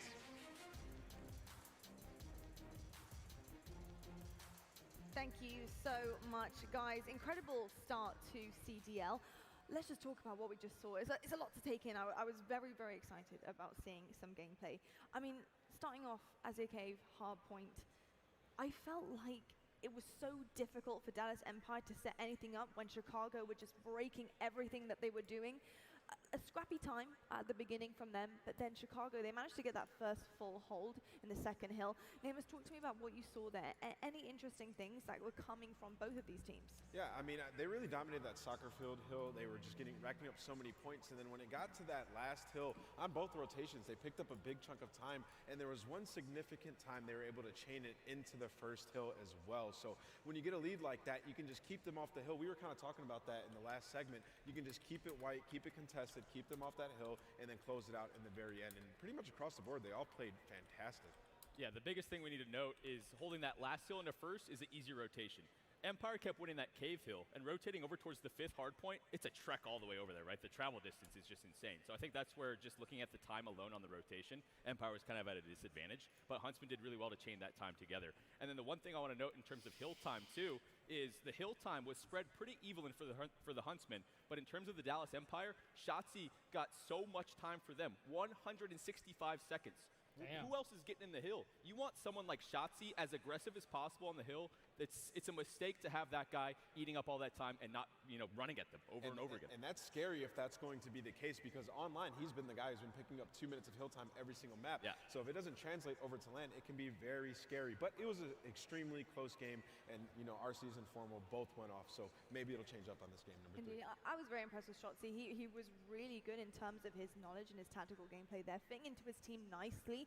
His little sneaky play, hiding right by the hill, managing to kill that Huntsman in the hill, was nearly a potential game-saving moment for them. And unfortunately, it couldn't quite perform that way. But we're going to have a look at our US Army tactical play of the game and take a look at what they thought was the most incredible moment that we saw here.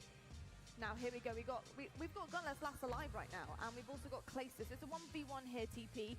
In these moments, how hard is it to clutch up as a whole team? Well, in that sort of situation, the Dallas Empire had so much map control early on, and that gives you information mostly. Huntsman was so uncomfortable on the map. Dallas Empire was throwing so many different looks on offenses, spreading the map out, sending multiple people at each site and each lane, and you have to give a lot of props for Shotzzy, with picking up the sniper kills. When you open up that lane, whether it be on A or the B side, it just kind of crumbles the setup because one more extra player from the Huntsman has to rotate back to kind of cover that position, and that gives Empire so much control of whatever area of the map that they want to do. So we saw multiple times they get an early pick, use the smoke to creep up towards the A-bomb, plant that down, even planting over towards the B side as well. Great variation on offense from the Empire, and they just really took control of the entire map. It was indeed. We're going to have a look at our game highlights right now and see exactly what had in store for the teams on the stage and what they managed to do up there. Some really, really impressive stuff here on S&D. I was very surprised to see RCT sniping over Formal though. Nameless, do you think that was a wrong decision for them? Yeah, I mean, in this search and destroy, it was cool to see, Empire switching up like Teep was just talking about.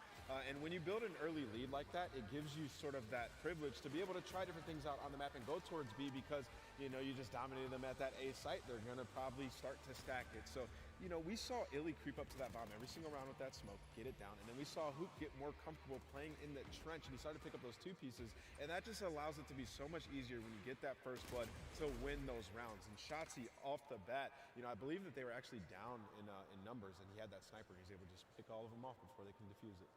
Big thing to note, too, moving forward with the Huntsman. I know it's just one map. Maybe it's just that setup on that particular map, but Arcity's sniping over Formal? I don't know. It's an interesting note. Formal's one of the most prolific snipers that we have in Call of Duty. I wonder who sort of made that decision, whether maybe it's map specific. It's interesting to note. I'd have Formal snipe. I'd have Formal snipe, too. But I know. I mean, I question that myself. It's an interesting one. I don't think he performed really well on the sniper, but we also saw Sim. He also carried a sniper at previous points in CBL, and it was interesting to see how they were all switching up their different roles on their rosters. So we'll see if that continues as we go forward with the tournament. We'll see if there's any switch-ups there. But I want to talk about your personal highlights and who you're going to be looking at. Who was really impressing you here, TP? So Ant and I sort of agreed talking about this first couple maps that Illy's going to be the guy that needs to step up in the respawns. Just looking at the stat line on map number 1, I think it's a combination of my point from earlier where Shotzzy's sitting in the hill for so long and Illy's being put in these situations where he has to be the aggressor, the intro person over and over and over again. That doesn't really allow someone to get in their comfort zone, and putting up a stat line like a 0.6 KD on a hard point for your first LAN match isn't really what you're going for. So.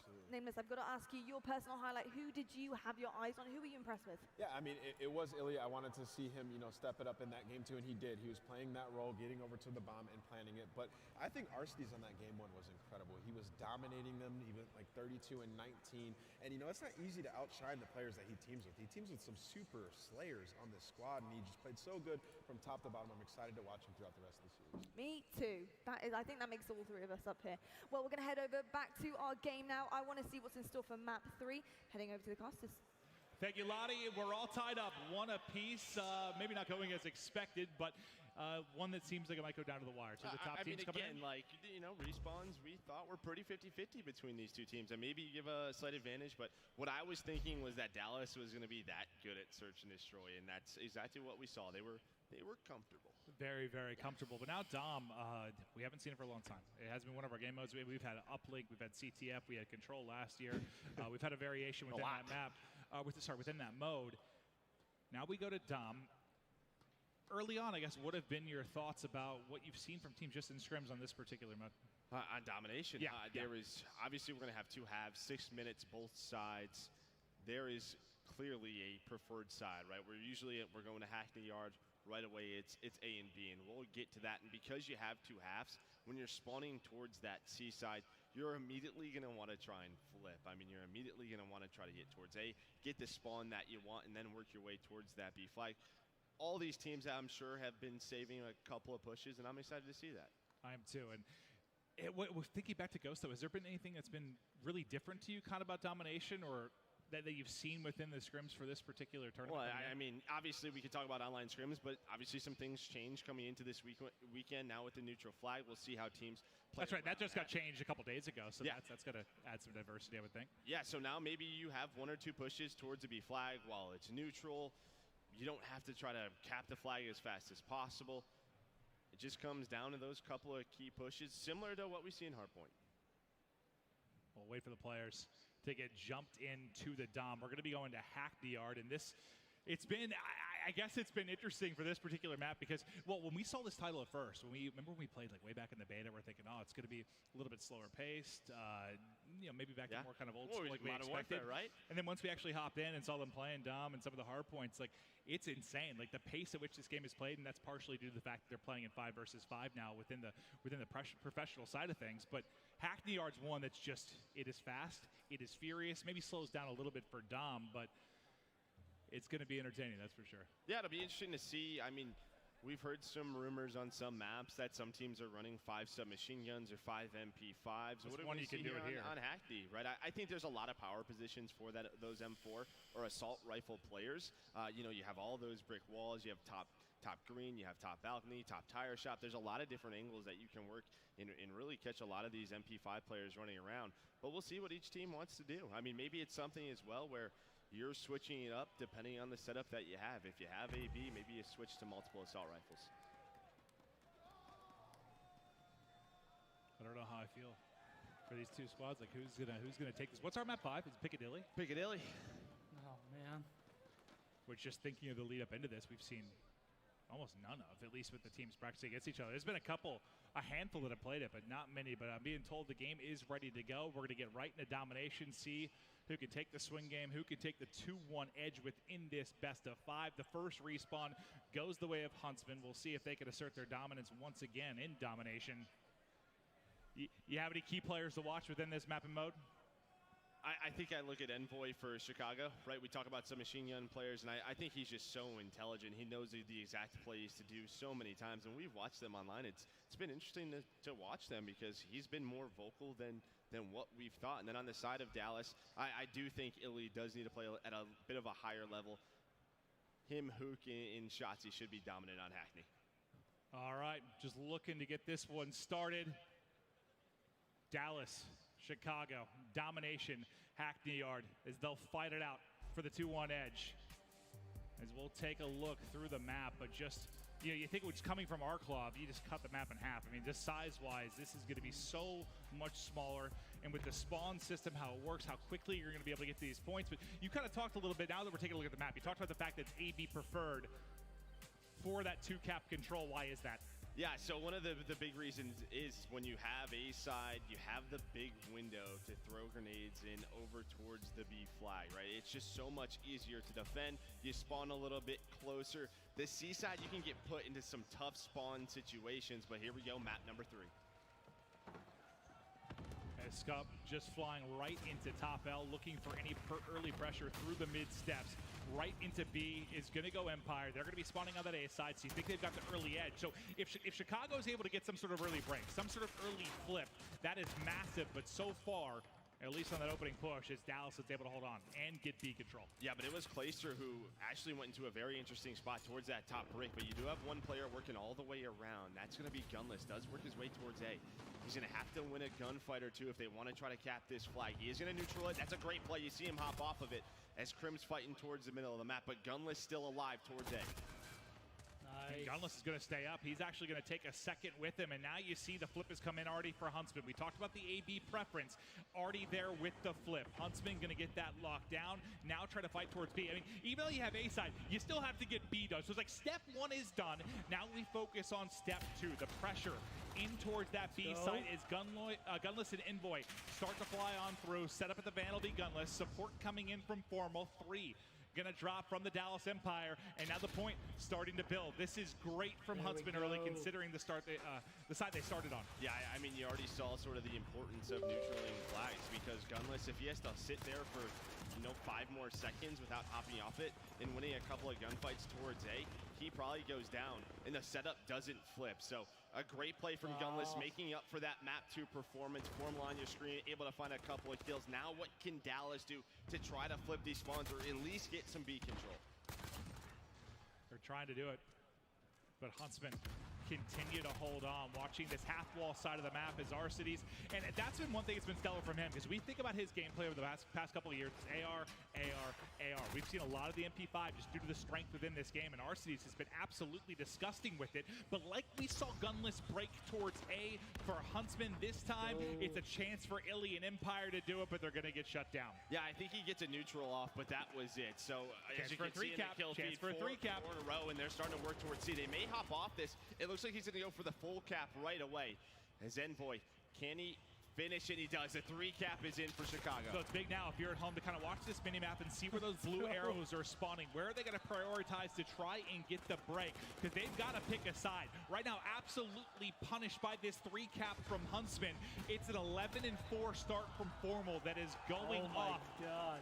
For the green side, 5 down yet again. Dallas dropping like flies. Chicago taking over. Formal with the multi-kill as the 3 cap continues. Finally, something in the kill feed for Illy and Dallas as they'll look to get C back, but there's still a presence here from Huntsman. Yeah, Envoy is still there, just trying to stay alive. Hook's trying to hunt him down. Finally, they should be able to get C, but what a hold from that 3 cap for Chicago. Now a 30-point lead. Exactly, you can see the swing, and 30 points is massive, because when you talk about like how many points you're able to earn over the course of like a minute, it's what, a full minute of a 3 caps with 36 points. If you have a 2-1 edge, you're closing the gap by like only 12 points. So that is a massive lead for this point within the first half. Yeah, so if you hold 2 flags, it's 12 points per minute, right? So now already that we're at 34, Dallas has to hold a 2-flag setup for a minimum of 3 minutes to get themselves back into this game.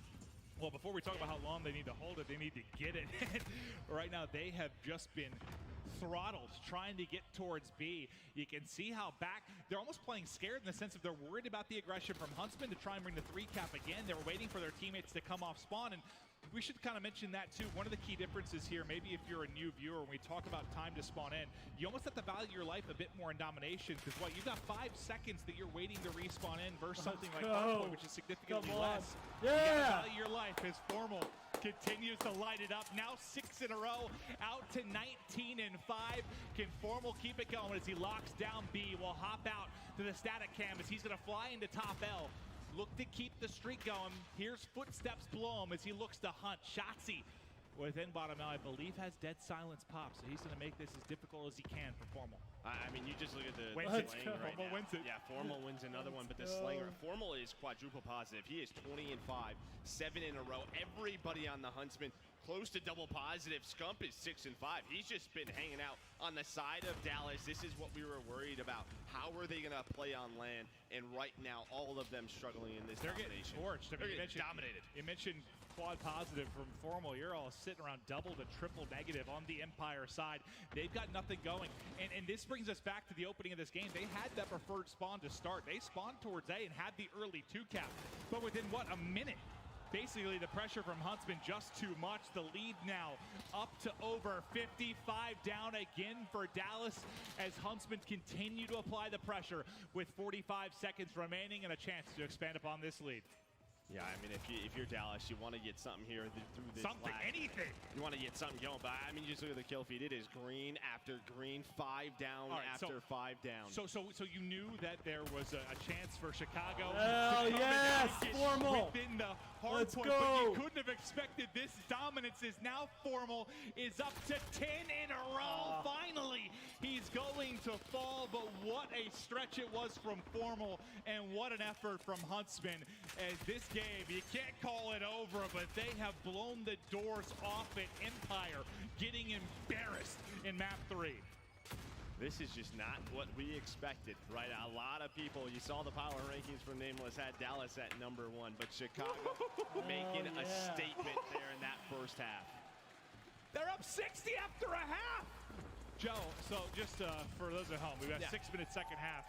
How long would you have to control a 2 cap to come back? 5 minutes. 60? Yeah, so basically the entire goddamn half. I mean, we did see Chicago. They were able to hold a 3 cap. The problem is, I mean, you see Dallas is spawning towards the C side, and if they get trapped in there once again for a minute or two, so it could be all but over. They have to do exactly what Huntsman did, right? Like, they need to get an early break towards A. They have to lock down B. and kind of run away with it. But they basically have to play the exact opposite of how they did the first half, and I don't know how you switch gears that quickly within a map. Maybe Hype Man Clayster gets them playing correctly. Yeah, Dallas right now, they're really pushing towards the middle of the map. There's 4 of them working towards A. Chicago, they're going to have an early A-B setup with it. Can the kills go the way of Dallas? The answer is no. Envoy, Arcitys, Gunless, that's 5 down once again. Setting the tempo here is Chicago. Clayster just trying to hold the sneaky position. Now looking in with the Simtex, they're going to get 4 kills. This is the chance to push through. They're at A. Hopping onto A is going to be Illy, who's trying to make the play across the map. They're going to be neutral on both sides of it, but they at least got the flip they want. They're not going to be able to quite get into B, though, as the kills are going to come in for Huntsman. Yeah, this is great from Chicago. I mean, you really stop this setup. Every second, every point that they get with this 2-cap just puts more pressure on Dallas. It is difficult to hold C and B, but they have so much mid-map control. They have so much control inside of this warehouse. Gunless able to find 2. Nice little snap from him as he continues to go off. Remember, Gunless was the guy to make the play to make this possible. Early in that side 1, and I think it's a big rebound from him. He had, what, 1 kill in the search and destroy when they got smoked? Was not a lot. Nice bounce back game from him. The 3-cap about to come in from Dallas. This is their opportunity. How long can they hold this for? The answer is not very long. Not long at all. Nice. They'll have the 2. But they're going to need to lock down 3 for so long. I think what's been a conversation with I don't think they have enough time. On the desk and with us is there's going to be times where it becomes mathematically impossible for teams to come back due to the nature of how the scoring and the halves work. And we're not far from getting to that point, but maybe Hook with plays like that can give them some life. But every second that ticks by, it's scarier and scarier that you're putting yourself in a position where you can't win the game. Yeah, Dallas still has A control. And neutral towards B. I mean, Huntsman has nothing right now. This is exactly what Dallas wants, but there's the 3 kills towards A. Chicago. This should be their flag, unless Hook and Illy can make the plays. There comes the neutral. He's able to get in there. And he does. He finds a nice rake. Can he find number 2? He does. Here we go, Dallas. A chance for them to respond. But they're still going to need a 3-cap at some point throughout this, and it's going to need to be for an extended point of time, because even though it seems like they're making the plays, they're clutching up, they're getting the 2-cap, they're still trailing by 50 points. Like, they just haven't been able to chip away at this lead enough. Well, okay, the MP5 is ludicrous. Yeah, you can do it all with this. Yeah. You can do whatever you want. Yeah, it looks like a sniper rifle there as he gets the kill at range. But Dallas is starting to go towards C. Chicago is giving up C. They're going to start to work towards A. There's a 4-man push coming through. One player trying to work his way back from Dallas, not able to do so. Now this is where sometimes you get punished. You go for that 3-cap, and it ends up turning on you. It ends up turning on you completely. Like, you go for the 3, and you might end up losing your home flag and B. As B will now be neutral, A will now be neutral. Will look good for a moment for Empire. Now flipped on its head as Huntsman get back in control of A, and you've still got Formal inside of B. Takes 2 down with them, but finally Hook there for the trade. 2.5 minutes to go in the half. And we got to talk about it. We talked about some of the young guns on the side of Dallas Empire. Shotzzy right now, 6 and 29. Now, are you shocked to see that in the sense of, okay, if this was his first time competing at a professional level, I would kind of understand maybe the nerves getting to you a little bit, struggling on this stage, but he has big-time performances on the main stage in world tournaments in console esports. So I did not expect this. Not a performance like this. 6 and 30. I mean, look, you look at the game 1. It was very back and forth. There was a couple of of differences, especially in the kill category, but not domination this way. Yeah, take C. And on the other side of it, it was Formal. I think we talked about all in the early going as he went on that 10 streak. He's still sitting double positive, but Gunless. What a map from him as well. 33 and 14 now from him. All right, this is it. This is the last chance for Dallas. Here comes a 3-cap, and if they're able to get B, not able to do so. Scump and Gunless know that. They're going to get right towards that B flag. And with a 50-point lead with 90 seconds left, there has to be a full 3-cap for a long time for Dallas to get back in this. And it doesn't look like that's going to be the case as B goes to Chicago. A goes to Chicago. The hopes and dreams of this map look to be going to Chicago as they will get closer to taking both Oh respawns my in this. God. Is Arcinides with the hipfire, with the MP5, with the heat as he takes 3 down with him. And it's impressive for him to do this with an MP5, right? We're just so used to him being one of the best assault rifle players in the world, but he's got Formal on his team. So he's going to be that guy who's running flex. He's going to be running the MP5 when they need a 4th one, and he's doing such a great job here. Nice position from Clay to try and neutral B, but it's just too little too late. As Huntsman close to eclipsing the 200-point mark with just over a half minute to go. Just like Dallas dominated the search, it's domination in the domination for Huntsman. They just take over in the respawn. This time they don't have to do it in the clutch moments. It doesn't come down to late game big plays. It was done in the opening moments. Gunless set the tempo. Formal backed it up with the 10 spree, and Empire get just destroyed in this map 3. Huntsman looking strong, Joe. Yeah, I mean, it was similar to map number 1, where when Chicago holds a hill, they have to be able to respond, and right away, Chicago, they spawn. You see some extra love coming in. Yeah, might be shooting bodies. You never knew. You never want to do it on the main stage, but Huntsman. They don't care. They're feeling good. I think for Huntsman, like, you just hear it. You hear it all. These past 3-4 months, like I was talking to Formal, he's like, I've heard the analysis. I've seen the power rankings. Yeah. I hear you guys chirping that we're not in that upper echelon. We're not in that top 2. We're in that list with everybody else. They're proving a point, and they're doing one hell of a job with it within these first 3 maps. They absolutely are. Great job by Chicago in those respawns. We'll see if Dallas can win one here in map number 4. But before we get into that map, we're headed to a quick break.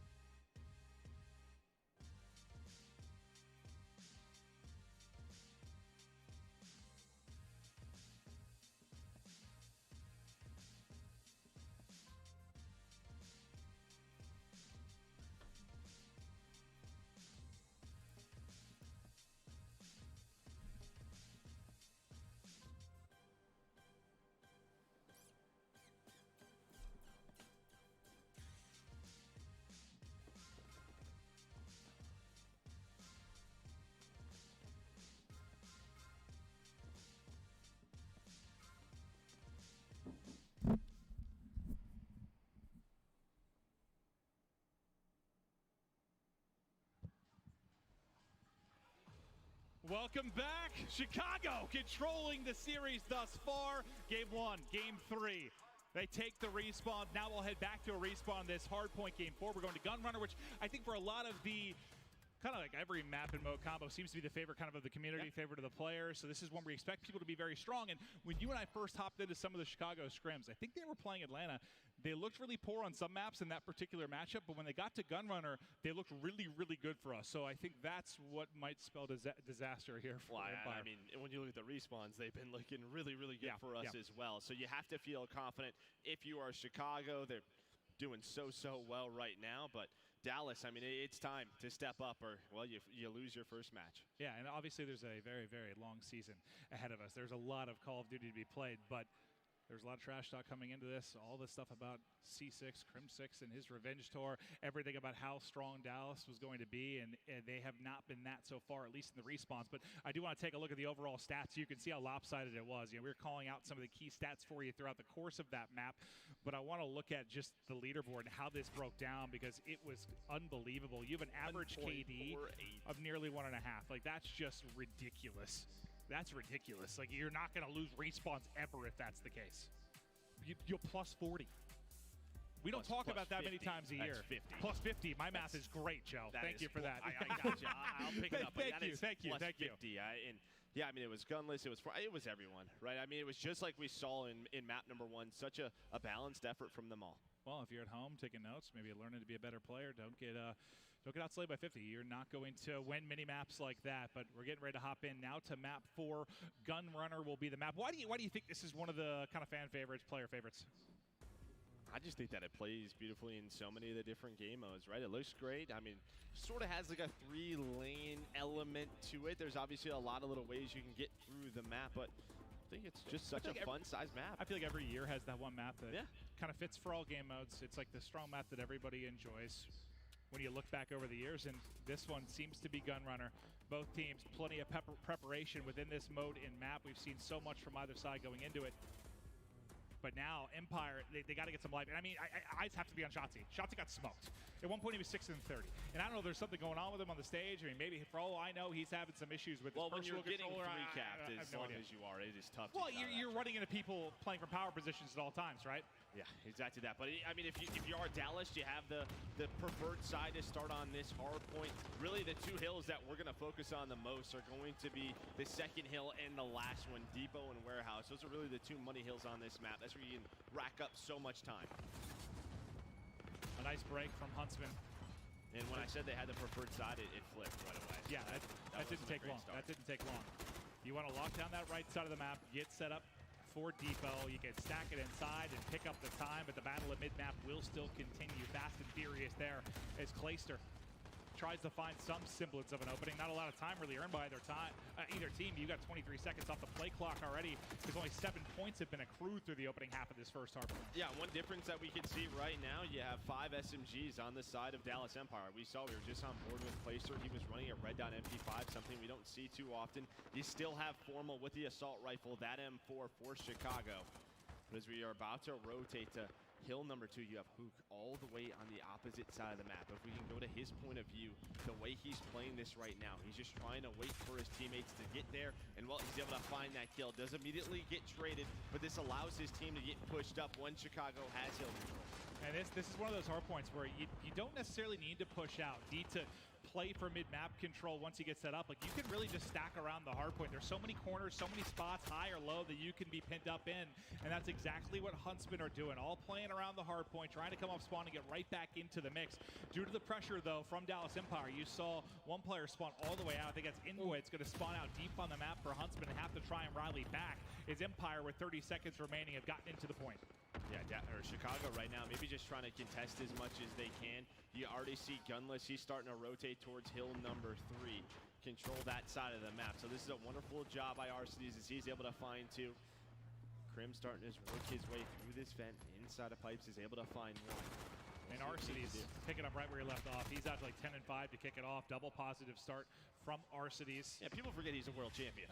Just 6 months ago. The guy's incredibly talented. I think a lot of players kind of got lost in the headlines and the news for some of these teams because there were so many storylines, so much about the revenge and the fights between the squads that it's insane to think that somebody like Arcitys might have been overshadowed, but he is just a freaking beast. Yeah, but even behind that performance, Dallas does a wonderful job here at Minecart. They have a 25-point lead. But Chicago, they're going to go 4 down. Arcitys is going to find another one. Envoy, he starts to get pushed up, and There we go, 30 seconds left, and nice push from Chicago Huntsmen. All the pressure on Dallas, though. Dallas have got to bring it back. They've got to tie up the series if we're going to get to a map 5. And I want to go to an Astro Gaming listen in with Dallas.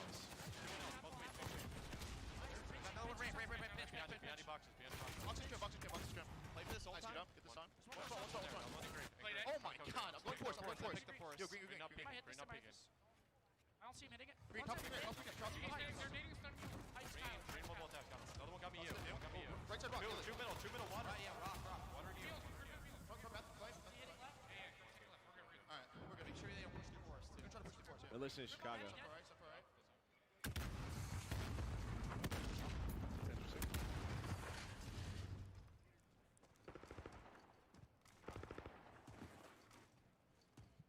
All right, we're going to come right back out of the listen in. Is still a 20-point advantage now for Dallas. Desperately trying to push it to the map 5. They're set up, controlling the cargo boxes right now. Big wins from Shotzzy and Illy inside and around the hard point. The youngster's starting to get it going. And Shotzzy, I want to take a look where he's at. So he's at 10 and 9 right now, 10 and 10, sitting around even, much better. He could find no flow within that last map. Can he take over here? He's going to need to. But the lead continues to grow, now up close to 50 points. Yeah, this is a bit of a unique hill, though, that we have here towards the crate side. You obviously want as much time as possible, but it almost plays like our first hill, where teams are just so focused on the next hill spawns. As we rotate towards this warehouse, you're going to see all of Chicago already set up. And as I said, this is one of those money hills. And what do we mean by that? You can rack up a lot of time. There's just, as similar to hill number 2, there's so many different positions when you're trying to go on a big play to see what he's able to find. But it's Arcitys once again with a huge one-on-one to give them control. It's a big trade, right? He drops there, things might get out of hand, but he's able to do just enough. Illy, it looks insane from his POV as there's just smokes everywhere, bullets everywhere, trying to find any kind of opening. 30 seconds remaining on the hard point. Chance for a lead change for Huntsman. If they can hold on, you see the kill feed. 5 are going to go down for Dallas. Empire time soaked up in dividends for the Huntsmen. Right back into it. What looked like a chance maybe for Dallas to run away with it, open up a massive lead, kind of like we saw Chicago do in the Dom. They weren't quite able to do there. But a nice first rotation as we go back to that center platform. And yeah, this is very similar to map number 1. Really, there's no side that's outslaying the other. You have Arcitys going big for Chicago. Dallas much more balanced. Crim leading the way at 19 and 15. As we go back to this first hill again, you're going to want to try to control that right side of the mini-map. Dallas right now just trying to get all the scrap time they can. Gunless's POV just playing in around vent room, looking for a timing, looking for an opening to get in. I thought he'd have an angle on one for a second, but as soon as he turns, timing could not be worse. He gets caught as he tries to cut back. Well, it's a lot different than we saw the first time through this hard point. Remember, it was like 30 seconds in, no points earned. This has been dominated now by Dallas. Huntsman finally, though, get through. 5 down once again. We've seen these clean wipes in the respawn so many times that Dallas just gets smoked off the map, and that's one of those things you can't afford. It just gives up so much map control to the opposition. And when you all 5 go down with 15 seconds left in the hill, it makes it so hard to rotate towards that next hill, and you can already see all the green arrows on the right side of your map. That new hard point pops as we head towards Depot. This is exactly what they want. You want Formal pushed out with that assault rifle. He is cleaned up, but you can get in all these positions. You can lock this hill down. How much time could they turn it into? Last time, this is where Dallas had the big break. Remember, it was the early rotation from Huntsman, and Dallas got in with, I think it was like 30, 35 seconds left. They were able to get a bunch of time. This time, not finding the same success. The second wave of push coming in, collapsing through the front and the side door. Scump, unfortunately, as he's trying to take a peek, he's going to catch a Simtex to the toe. Fighting around forklift, hot and heavy action inside. 4 kills now for Dallas. There's the break once again, but this time, not with around 30 seconds. They'll get the final, what, 15 to 20? But it's very similar, right? Chicago, as we go towards this minecart hill, they had the early setup, but Dallas did a wonderful job controlling vent room. That's where you have Hoop right now. That's where you have a couple of his teammates. We're going to go to this next hill. That's 4 down. Is exactly when you want it if you are Dallas. Arcitys Formal trying to lock things up. Well, it looks like they're able to do so as Arcitys almost wins the final gunfight. But that time it was Crim who's able to take him down. And Arcitys is just crushing again. 29 and 16 from Arcitys. There's nothing too major to spot really on the other side. Everyone kind of sitting within a couple kills of even. positive or negative, but Arcees is just dominating. Plus Chicago's gotta hold this 13, one. taking over the map, doing it with the MP5 yet again. And once again, a clean sweep there from Huntsman. Gives him a little bit of breathing room. And Dallas Empire going to spawn out. Yeah, you can see they're starting to get a little bit pushed up, but a nice couple of kills. Clay's able to find one of them, but you still have to deal with Formal. Formal able to find two. Does get taken down, but these final 15 or so seconds going to go the way of Chicago. Now you have a 40-point lead for Chicago as we go to our next crate tip. And maintain that lead. Just take a look at the minimap. It's going to be Illy and Shotzi, the youngsters, set up towards those cargo containers, so their teammates are kind of spawning out towards back depot. They have a long way to transition over, so the numbers are going to be here for Huntsman for just a moment. But right as they push through for the break, the reinforcements come on in from Dallas Empire, and for now, able to hold on is really all you're seeing in the kill feed for the most part. Just MP5, as it's just so fast playing around this particular hard point. As all the submachine gun battles come down. And you saw what Arcees, he's able to find that player just trying to push through. Dallas is trying to get as much time as they can, but they would love to flip the spawns if possible, but 3 go down. This is great time for Chicago. They have next hill control as well. You do have Shotzi trying to work middle of the map, but Formal's locking it down. It feels like this is that big moment. This is that moment where Empire are going to have to make a play, or Huntsman are going to run away with it and close out the game. We're going to head over to Warehouse. All the green arrows set up on the minimap on the left side, all around Warehouse. We'll take a look at the static cam inside. You can see Arcees with the cheeky position up top. It's Inboy, though, that shuts down 3 with the triple, but up over the top with the haymaker, it's Arcees and the MP5 that locate the hills. Kills, there's a contest in just for a moment. That Shotzi that's able to get inside, but it's Arcees once again just finessing around these boxes and forklift. Keeps them up with the trophy. They have to get in. I mean, there's 30 seconds for Chicago to take this series. A contest comes in for a second or two, but they have to get in. And well behind those kills, Chicago's going to get some breathing room. Here comes the final push for Dallas. We'll see if they're able to get inside and at least extend this to another center hill. Nice! Arcees now 38-22, yeah. 2 minutes in the hard point, but it's Scump, Formal, Inboy, I think it's done. Lighten it up. 8 more seconds needed. Can Empire get in? Can they get a touch, or will it end here? Nobody's going to get close enough. It's Chicago! Come in and dominate the respawns, and they are letting them know across the stage. Woo, those are some heated words right there, baby. Anyone that thinks maybe there wasn't a little bit something extra in that match, take a look. Scump is so passionate and fired up right now. He about takes a nosedive on stage. But it's victory. Huntsman. Let's go. What a performance. And I know there was a well-rounded effort all over the place, but Arcees was just incredible, Joe. What a performance from him. I mean, across the board, though, like Arcees had a couple of big plays throughout that game 4, but gunless in game 3, the entire team in map number 1, respawn dominance from Chicago. Well, I do want to get it down to the stage for the instant reaction presented by the PS4. Christopher Puckett, take it away, pal. Thank you so much, Maven. Minneapolis, make some noise for the Chicago Huntsmen. What a performance. We've got the world champion with us right now, wearing a nice fresh shade of green. Arcees, tell me about this new lineup, because this is arguably the biggest match of the entire weekend, and you just walked away with the 3-1. Yeah, that was going to be a lot harder, but these guys are all disgusting, so this shit was easy.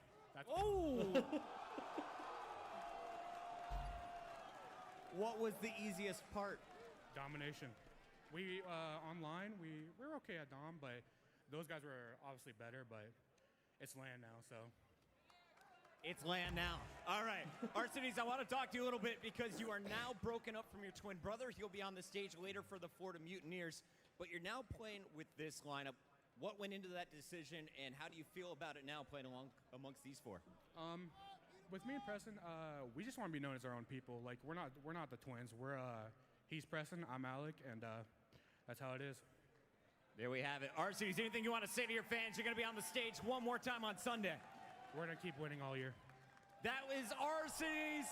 That is your PlayStation instant reaction. Excellent stuff. Let's keep this party rolling. All right, ladies and gentlemen, first match is done, but we got plenty more. Don't go anywhere. We'll be right back.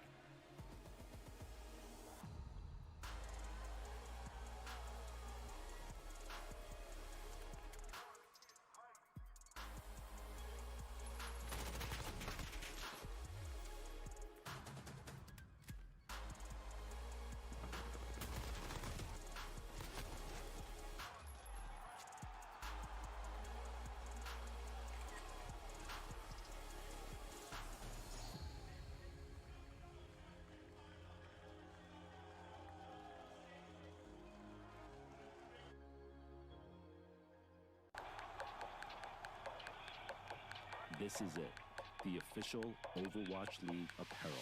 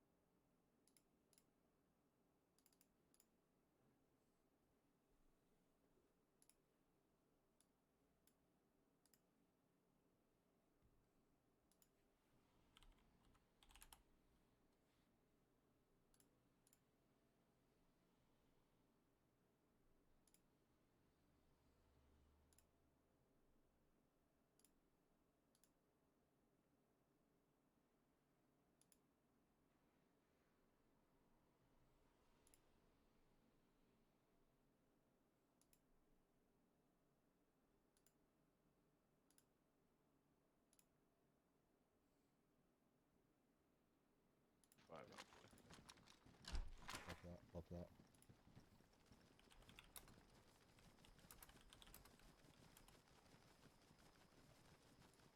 Yeah, what's up, Austin?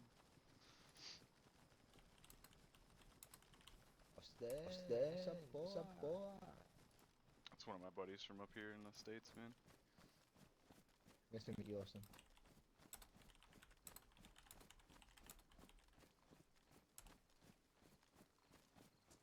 Oh yeah, Oh, fuck off. The rain comes on.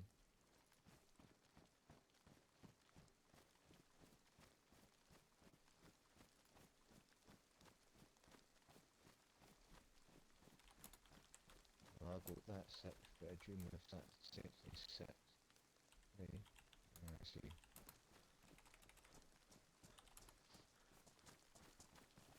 No, Daisy's not cross-platform, man. It's actually way better on PC because they have modded servers and shit.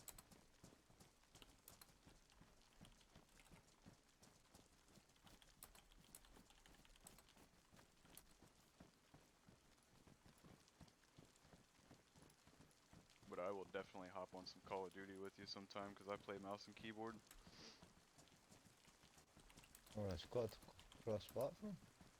Yeah, Call of Duty's cross-platform now. Oh, I didn't know that. That's nice. I haven't got it yet. I will get it eventually. I'm too busy playing fucking DayZ with this maniac here.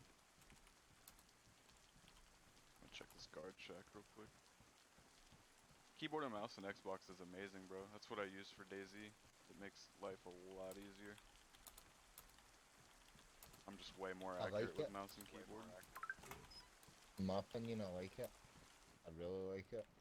But I've never really gamed on it. I just wish more games supported it.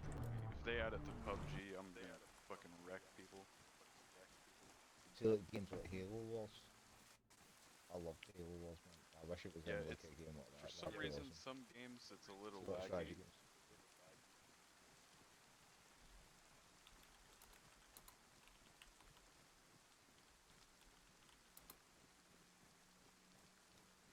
Alright, we're gonna have to go down here and hold up until this rain stops, man.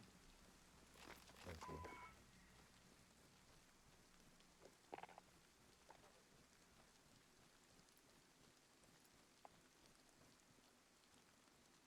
Need You some still gloves? behind me? No, I just found a nice spot. Come.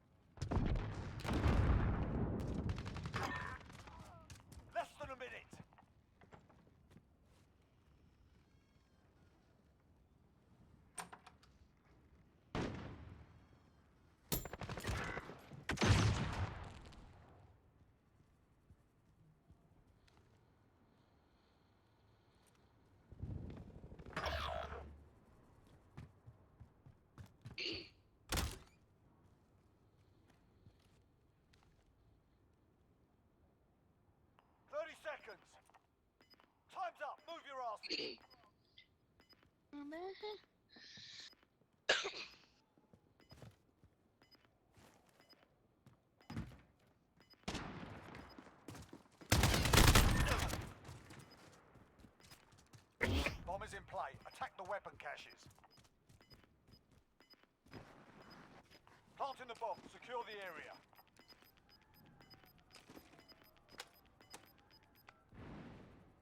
Why? One round gone. We're not dead yet, are we, lads? Search and destroy.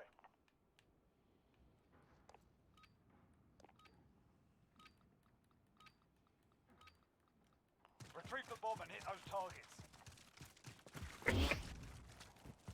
Got the bomb. Get to the target.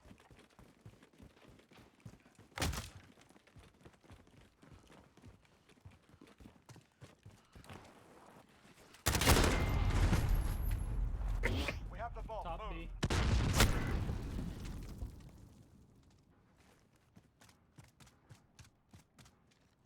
Enemy counter UAV online.